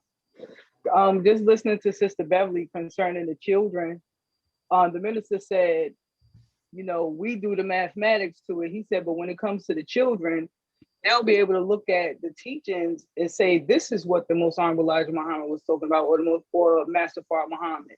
So the children will look at the Supreme Wisdom, the Problem Book, and be able to tell us what it is. But we the ones that, is trying to do the mathematics on it. They do the science part. In fact, what you say is true, because if you look at the Problem Book, this is where I was about to, when the master started, he said, this book teaches the lost foundation of Islam a thorough knowledge of our miserable condition, okay, in a mathematical way. when we were found by our Savior W.D. Fadu.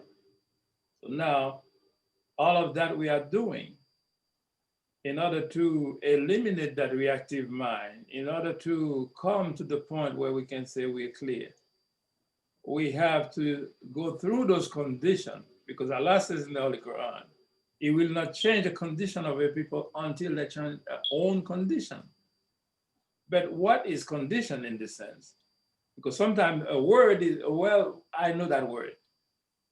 But when you are reading it, do you really understand the concept? What does it mean by that? Because when you look at the book of ethics in Scientology, it gives you an array of different conditions, right?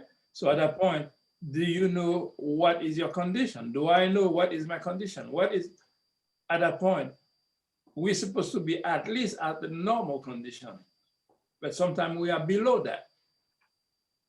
And if we are below, we definitely are dealing with what we call the reactive mind, because you have too many problems to overcome.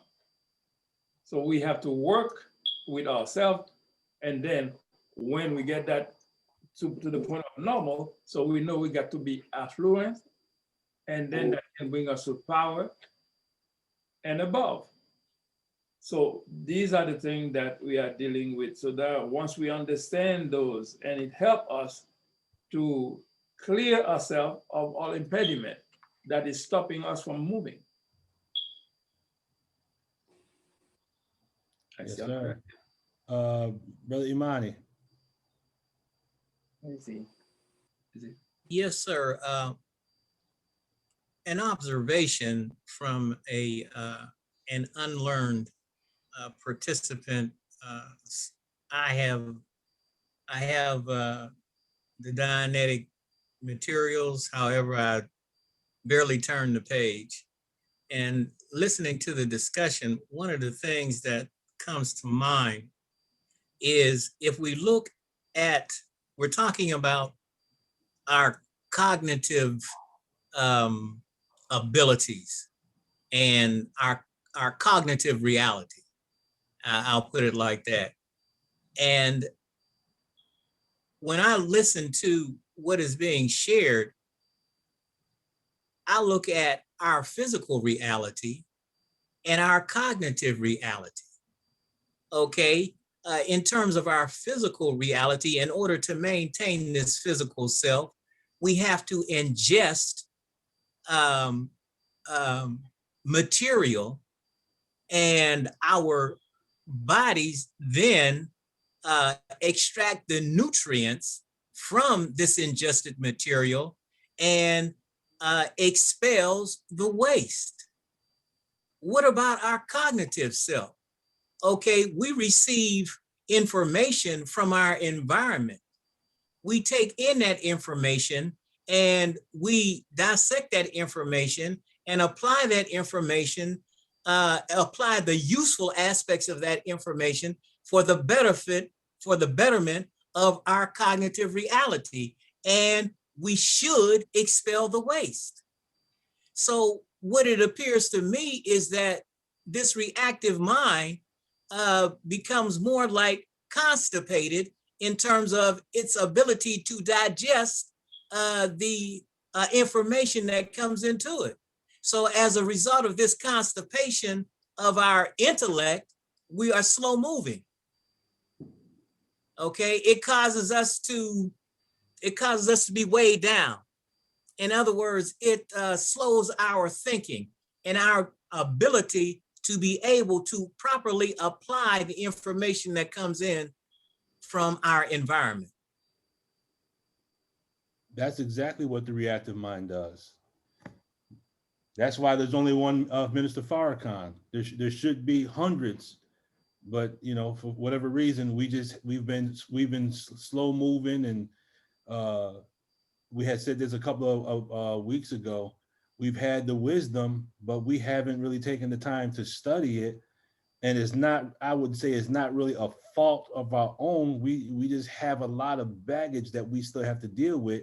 And I believe that's why the minister put us on the road of Dianetics, you know, to remove these blockages that we have so that we can get reignited and re-inspired to go into the supreme wisdom, particularly back into the problem book. And for me, just personally, that's one of the reasons why my focus is on the mathematics, because that's one of the main things that's constipating our intellect is our fear of mathematics. Yes, So- sir. And it appears to me that rather than being quick thinking, fast moving, clean inside and out, right on up to the modern day time, we are slow thinking, slow moving. We are I'll say just emaciated with the filth of the environment that we live in, and we are rooted in the past. Well, that's aberration. That's being stuck in the time track. We're stuck in the past. All right. 7:59. Let's pick up the pace just a little bit. Nafs Lawama. This is the terminology that's used to describe the self-accusing spirit, and we'll relate this to the pre-clear. It says in the Holy Quran, the self-accusing spirit, Nafs Lawama, is the first stage in man's spiritual resurrection. And it comes from the Arabic root word laum, which means to rebuke, to reprimand, or to guide. So when this voice on the inside, as the minister has instructed us in the self-improvement study guides, when we are walking around with this voice constantly telling us, leave that alone, you should do this, you shouldn't do that, now we're coming to birth. So we're told that the rising of life of the spiritually dead and the great resurrection are one and the same. And the first stage in our spiritual resurrection occurs through the stimulation of our self-accusing spirit. That is when the inner voice speaks, guides, warns, reproves, exhorts, accuses us of going contrary to what is right. So that is the key right there. That's the Nafs Lawama. So now you have the Nafs Mutma'inna, which is the soul at rest. And there's a real interesting, on one hand, I say coincidence, but there is no such thing as coincidence. It's more of a synchronicity, I believe. So when you have the soul at rest, the verse comes from the Holy Quran, and it says, "O soul at rest, return to thy Lord, well pleased, well pleasing, so enter among my servants and enter my garden." Now, when you look at that one part where it says soul at rest, that is Surah 89, verse 27. Now that 27 is very important with what I'm about to share with you. O soul at rest is verse 27. And then we're going to ask the question or pose the question, what could this garden be? Now the word mutma'ina means to quiet, to be calm, to be still, peace of mind. And mutma'ina also means serenity or serene. Now remember, that's ayat 27. If you look at the Hubbard chart of attitudes, and it might be hard to see it, the chart of attitudes towards the top, we'll go from the bottom down, we'll go from the bottom up. At tone 0 to 2.0, that would relate to Nafs Amara. So now we're taking the Islam, the self-improvement study guides, and we're connecting it to the chart of attitudes. When you look at 2.1 to 3.9, that's the realm on the chart that's titled boredom. Now, boredom is synonymous with an idle mind, is that right? And an idle mind is what? The devil's workshop. Idle mind is the devil's workshop. So as soon as we get bored and we're sitting still, here's where the voices start coming. Here's where the engrams are going to start clicking on. So what we want to do is, 4.0 to 26, we could say is Nafs Lawama. So we're not bored anymore. Now we're actually enthusiastic. We're actually doing something. Okay.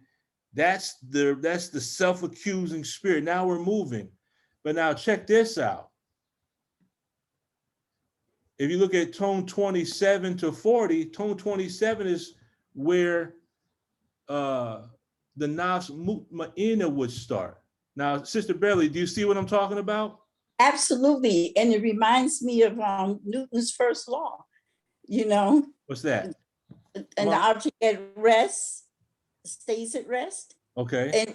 And also that are at rest. Mm-hmm. And most people think rest means to stand completely still, but it doesn't. It just means to be where you are appointed by Allah to be, like the planet Earth rotates on this orbit. Mm-hmm. It is at rest in its orbit in obedience to Allah.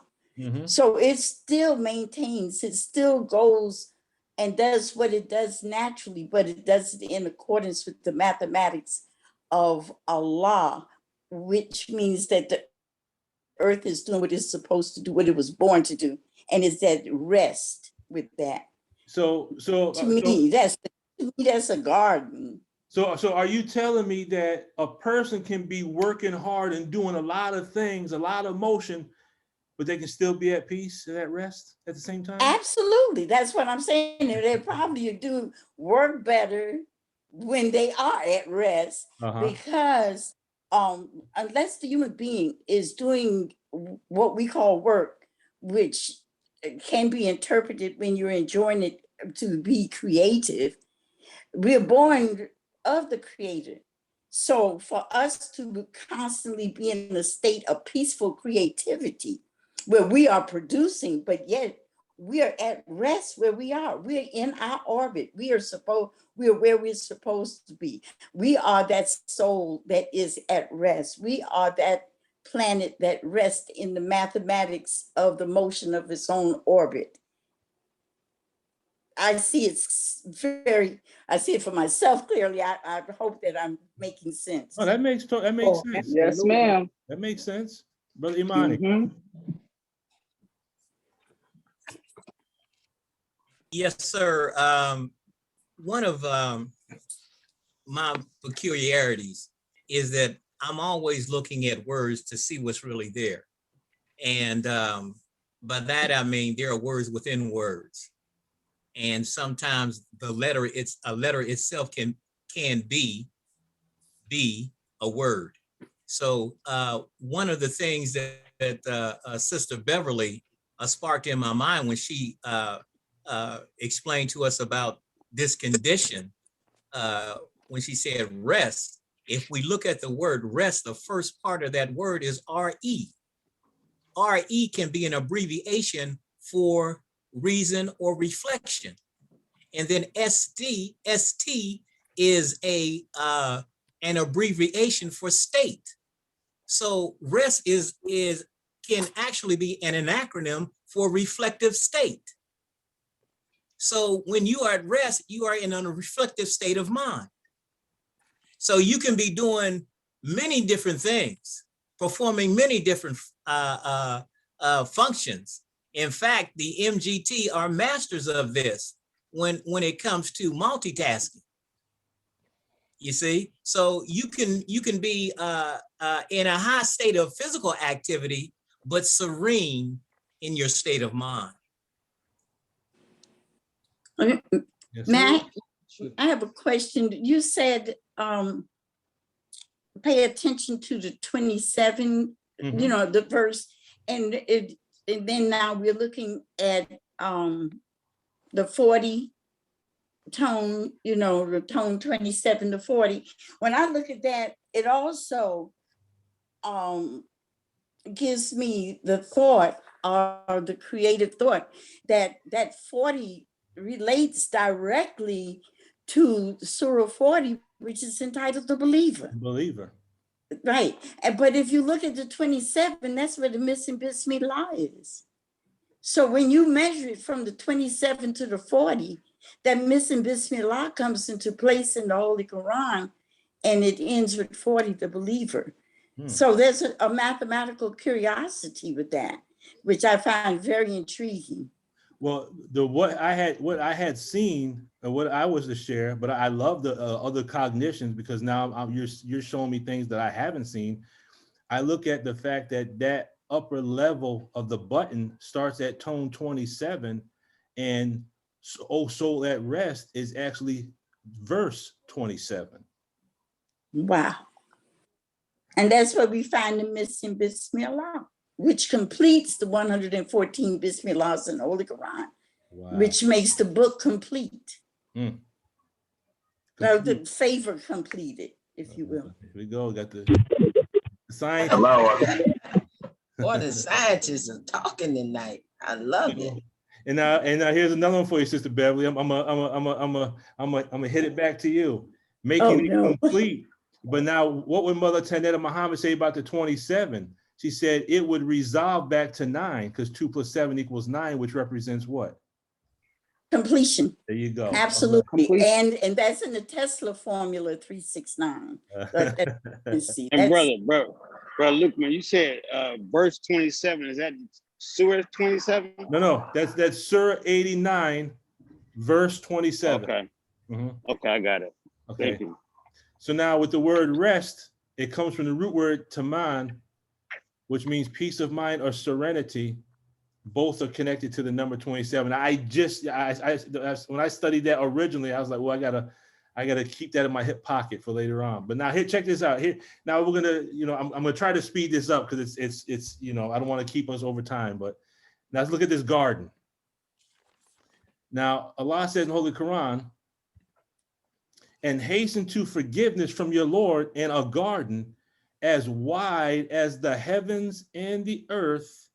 It is prepared for those who keep their duty. Now, when you look at this, it says, hasten to forgiveness from your Lord, and a garden. So it's like, if we work to do what's necessary to be forgiven, then we receive a garden. Now, what's the size of, what is this garden? He said, a garden as wide as the heavens and the earth. Well, you can't have a garden as wide as the heavens unless it is the heavens. That's just my opinion. And it's prepared for those who keep their duty. So now let's see, what is the connection between garden and heavens? Now, this could imply that the mind that can exist on all 8 dynamics and has the ability to exist at the upper tone levels can be in harmony with all things. Now, this is based on something called Technique 80, but it's also connected based on something that's in Closing the Gap. So again, we have another marriage that we're about to make. So to be on all 8 dynamics is found in what's called in the Route to Infinity, and it talks about what's called Technique 80. And what Technique 80 is you have to be on all 8 dynamics. You have to be on all 8 dynamics. So now, I have to, like, I'll give you an example. I have 2 plants. I get up in the morning, and the very first thing that I do after I make my salat and come into the living room, I open the window to make sure these 2 plants get their sunlight, and I water them, because I have to be on the 5th dynamic. I got to relate to the 5th dynamic. So now I'm in harmony with the 5th dynamic. I have to treat animals and life in a certain way, and I am being on that dynamic. Does that make sense? Yes, sir. When I study math and science, I am being on the 6th dynamic, which is dealing with matter, energy, space, and time. Does that make sense? Yes, sir. Yes, sir. So we have to be based on where our attention is going. But now it's the same concept. It's worded a little bit different in Closing the Gap.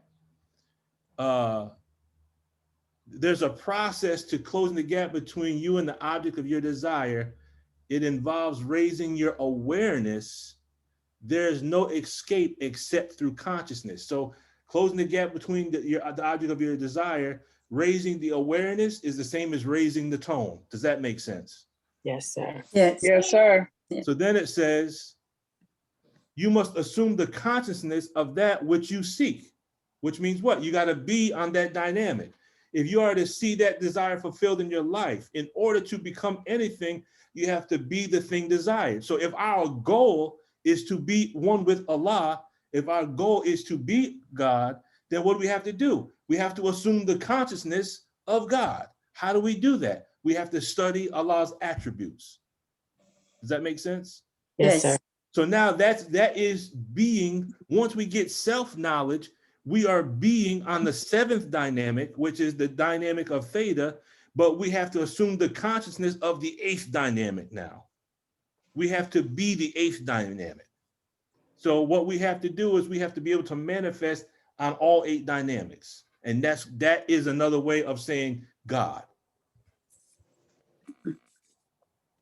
Now, watch this. Who is the original man? Well, he's the maker. He's the owner. The cream of the planet Earth, God of the universe. How does this relate to dynamics? Dynetics. This is a gradient scale. Because you have to make stuff before you can own it. And then after you own, you rise above those who have not made or own. And then if you keep rising, you become what? God of your universe. Does that make sense? Yes, sir. So in order to build your universe, you got to first make something, even if it's to make a movement to do something. Then you got to own something. What do you got to do? You have to take responsibility. Then the cream of the planet Earth, the cream rises. We have to go up the tone scale. And then when we go up to the tone scale, where do we go? We find that button. We become God of the universe. Not only is this a gradient scale, but this is a cycle of action. Yes. Yes. So we have another marriage between the supreme wisdom and the supreme tech. Now, here's another good one. Surah 3, verse 133. If you put your 3 threes together, you get a 9 and you get a number 19, but we won't go there. Allah says in the Holy Quran, and hasten to forgiveness. And we're going back to this garden again. Here's where it's about to get good, I hope. It was good for me. And hasten to forgiveness from your Lord in a garden as wide as the heavens and the earth. It is prepared for those who keep their duty. Now, if the garden is our mind, then our mind is 76 quintillion miles in diameter. Wow. Wow. Because the garden is but Luqman didn't say it, Allah said it.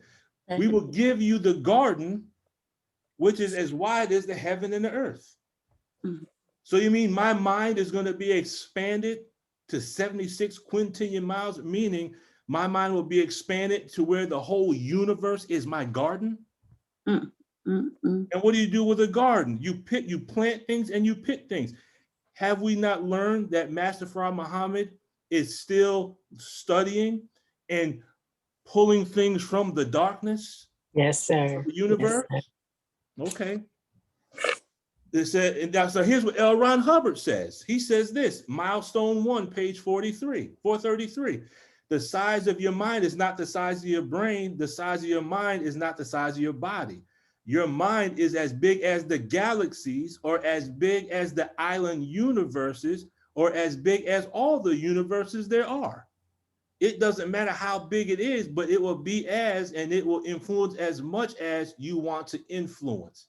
L. Ron Hubbard saying the same thing that Allah says in the Holy Quran. Your mind is the size of the universe. So the question is, if we look at the universe, whose mind is that? That's the mind of Allah, right?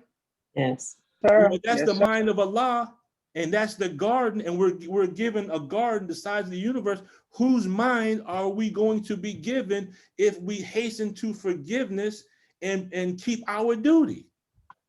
Allah. We get the mind of Allah. The universe. The universe diameter equals 76 quintillion miles. What is the area in square miles? This is question number, I think, 27.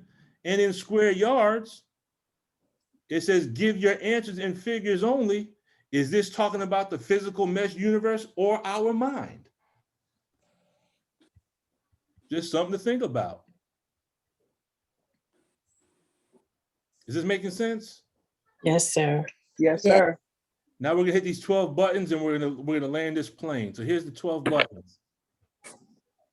Button number 1, if you have the chart, if you don't have it, don't worry. I'm gonna make sure everyone gets it tonight. On button number 1, it says survives. And then at the top part, it says I'll live forever. So when you have the mindset of I'll live forever, that's a high tone thought. Now we were just talking about that. The mess body goes back to the earth, the self, the Thetan lives on. Is that right? Yes, sir. Okay. But now if we look at that from the perspective of the Holy Quran, Allah says that there is no God but He, the ever living, the self-subsisting, by whom all subsist. Slumber overtakes him not, nor sleep. So button number 1 corresponds to a verse in the Holy Quran, and there's an attribute where Allah is called Al-Hayy, the ever living. So button number 1 bears witness that that represents an attribute of Allah. Button number 2 is titled right. And it says, my actions are naturally. Now, let's back up. Have we not heard Minister Farrakhan say, you can't kill me? Right. Yes, sir. He says, I'm in the children. You could take me, but I live on in others, right? He said it not exactly that way, but you understand what I'm saying, right? Yes, sir. So the minister is a manifestation of button number 1. Okay. Now, button number 2, my actions are always right. Have we ever seen the minister do anything wrong? No, I haven't. Okay. It doesn't mean he's perfect, but he says he's perfect enough for us. And I remember being taught, and you have heard this as well, that when you do so much good, your shortcomings, Allah throws into the how's it phrased? Sea of forgetfulness. The sea of forgetfulness. So from my understanding, I've never seen the minister do anything wrong. Allah is Al-Rashid, and it means the one who directs. In the Arabic is Rashada, which means to be on the right course or follow the right direction. Here, has the minister followed the right course? Yes, sir. Has he taken us in the right direction? Yes, sir. Then he has been the mass to represent the second button. Button number 3 says fully responsible. And it says, I have full responsibility. But now the word responsibility comes from the word Al-Furqan, which we have been taught is an ancient name of Allah. Have you ever heard that before? Yes, sir. That's from the minister's mouth. So Yes, sir. Al-Furqan is an attribute of Allah. It means to be caused, to be able to answer for one's conduct, to be able to choose from right or wrong. It also means, I didn't put it in here, it means to be the criterion, which we just watched today. Yes, sir. In Arabic, it means to differentiate between right and wrong. Has the minister been caused in the name of Allah? Yes. Sir. Has he shown us the difference between right and wrong? Yes. Then the minister has been a representative of the third button. Button number 4, owns all. It starts on the chart, it says, I may own it, but it's theirs too.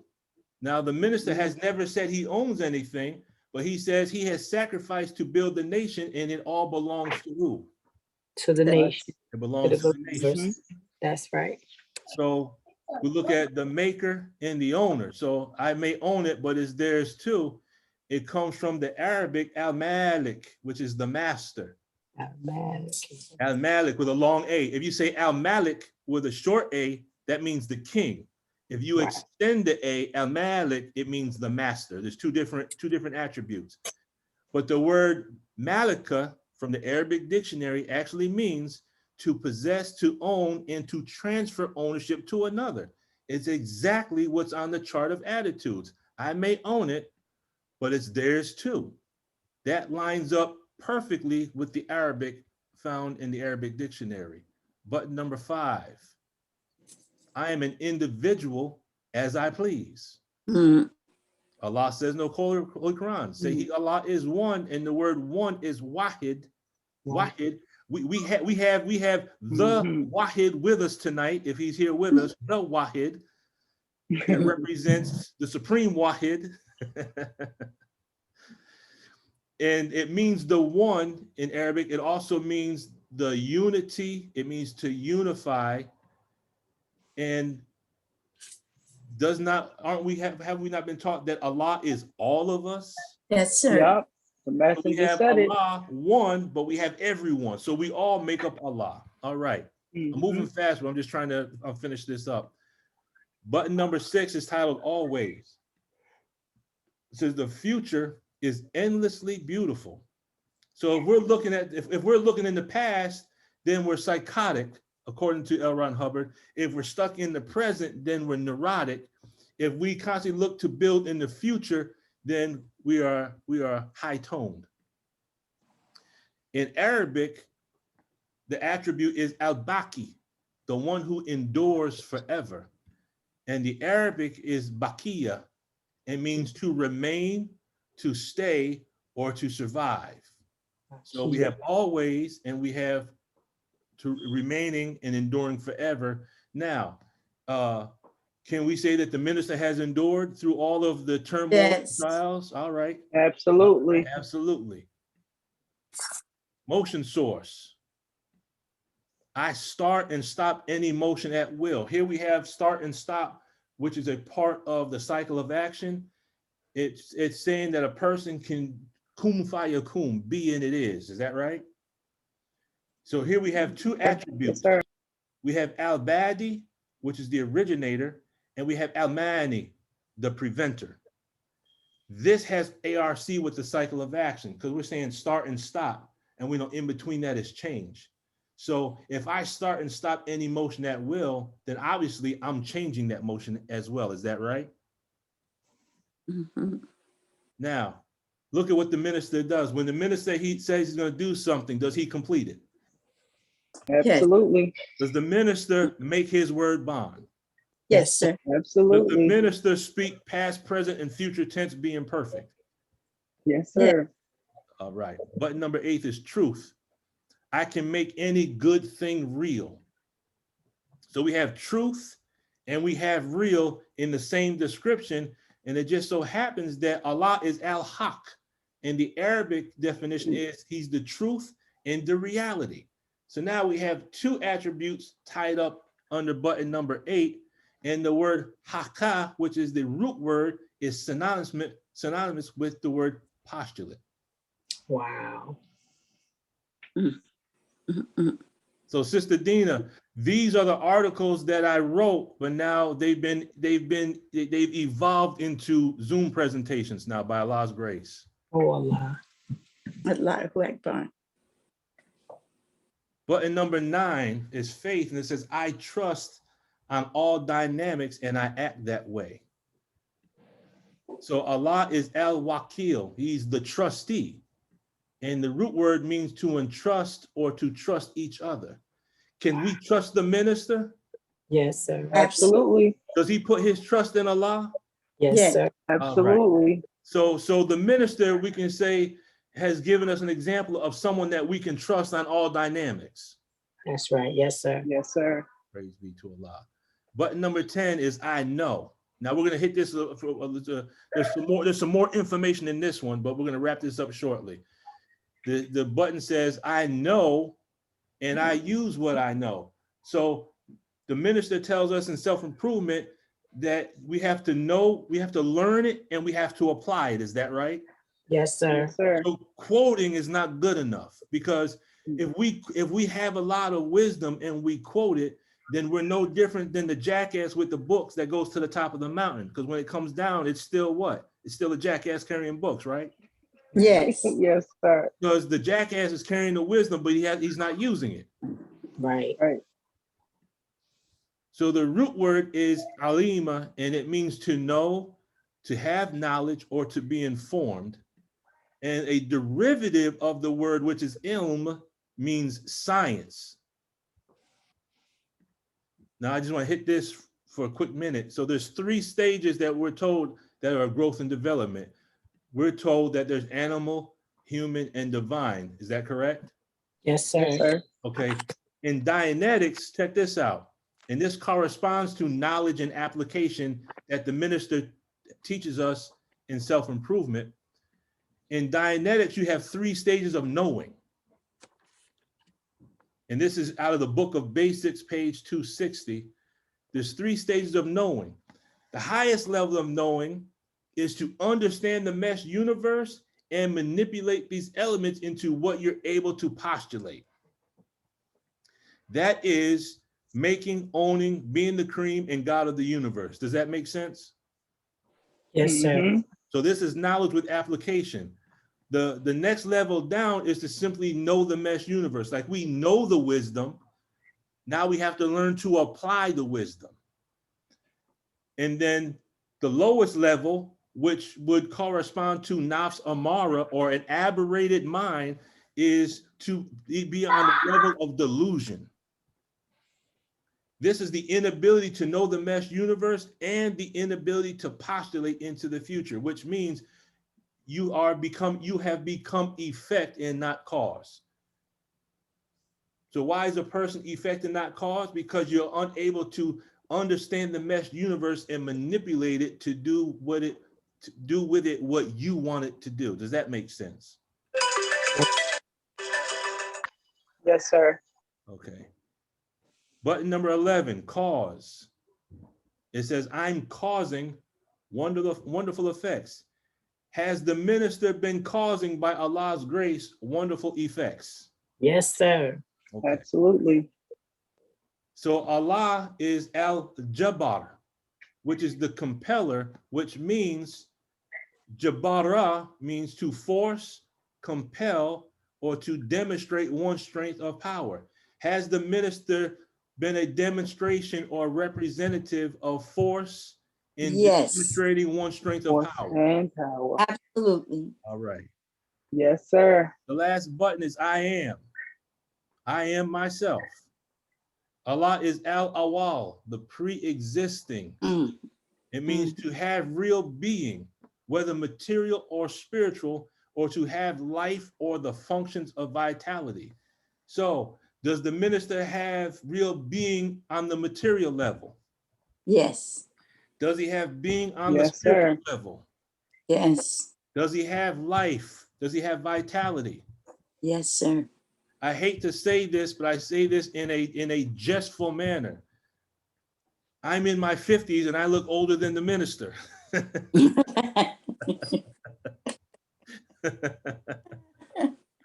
I have more gray hair than the minister. So what would you say is the best example of tone 40? Honorable Minister Louis minister? Farrakhan. From Minister Louis Farrakhan. Without a doubt. So did we produce another marriage tonight? Yes, sir. Yes, sir. Praise be to Allah. Yes, Does anyone have any Praise questions? be to Allah. Any questions, thoughts, suggestions, concerns, or comments? I have a comment. Go ahead, Sister Sharon. I want to be like Minister Farrakhan when I grow up. I'm telling you now. I'm telling you now. This has been so rewarding for me. I'm Praise be to Allah. so eternally grateful.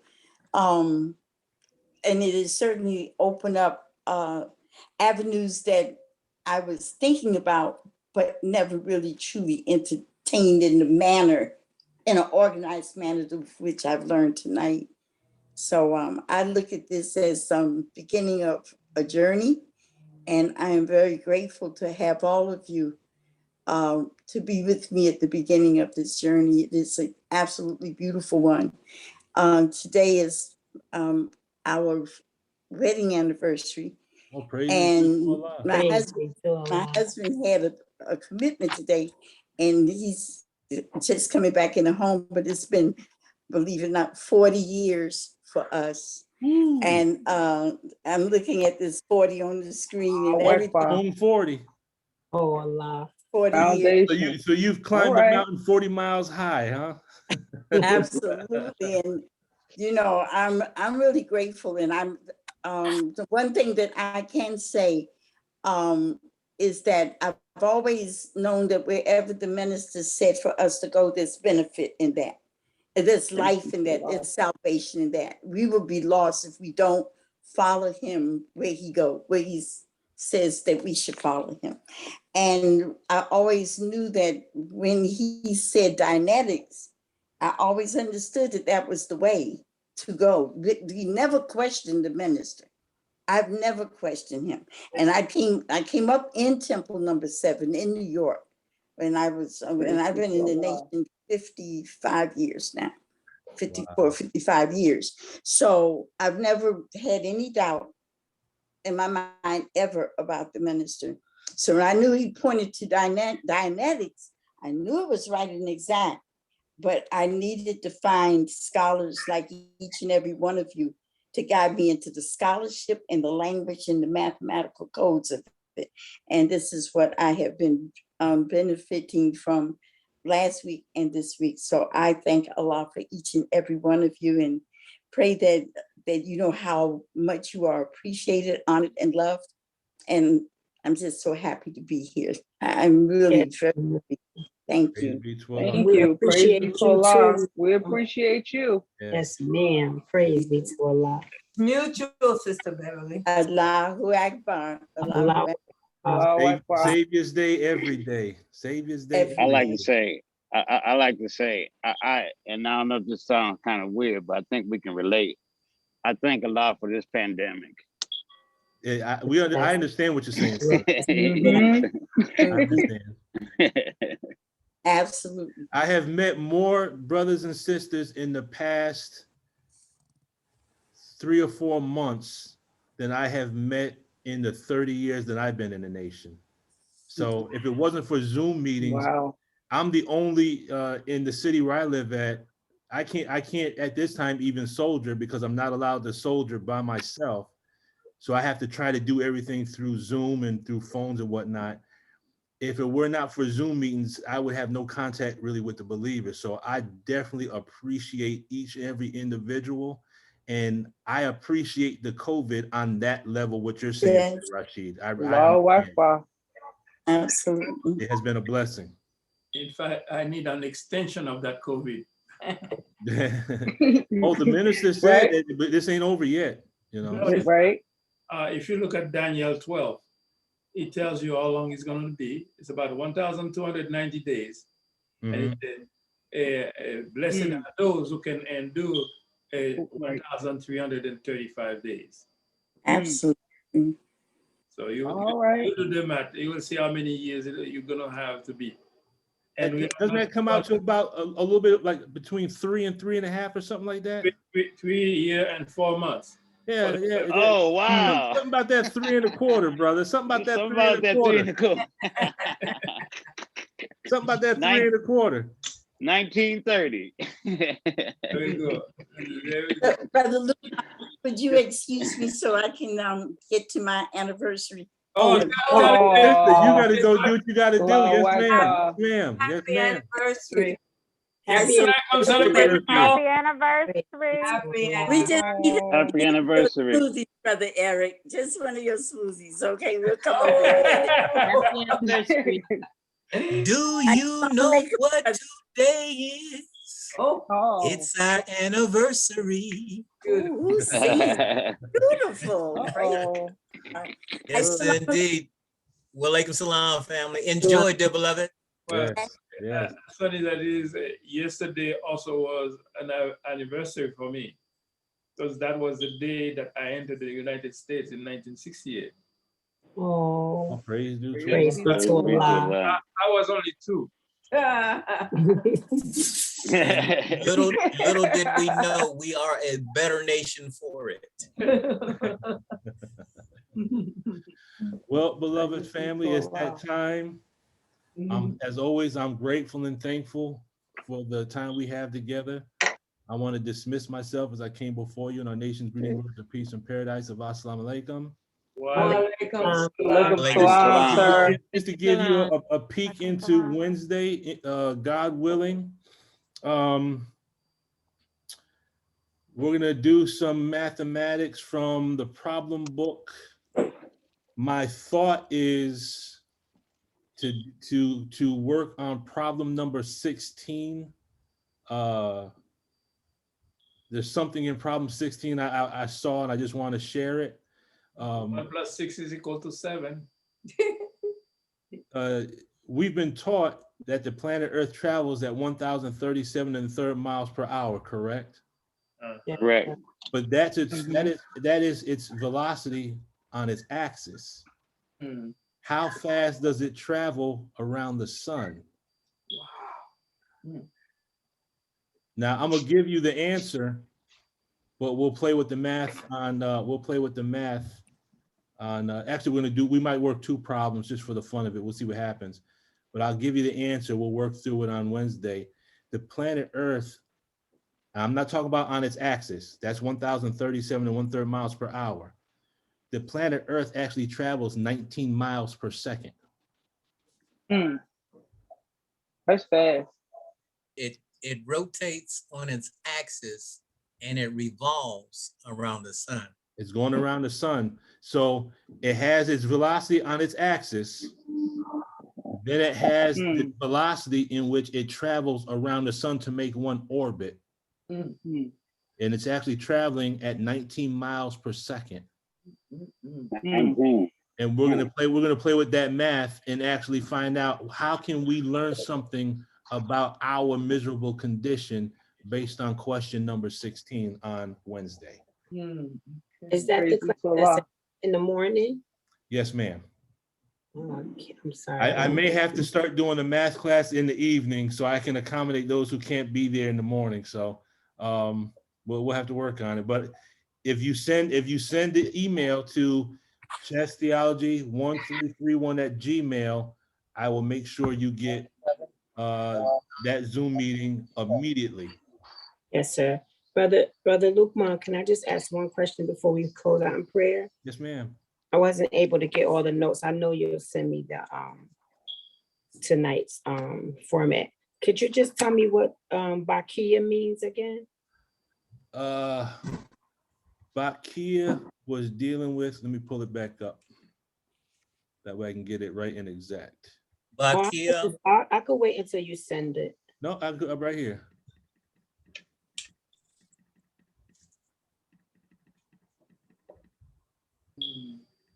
Number 7, brother. Thank you. Was it 7? Oh, no, 6.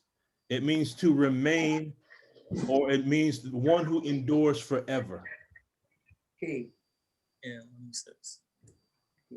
Yeah, one who endures forever. But anyone who wants tonight's Zoom, just put your name. I just assume Brother Eric wants all of them, so it doesn't matter. But You know that. Put your email in the chat. That way I have the actual facts, and I will make sure you get it tonight within the hour. Wow.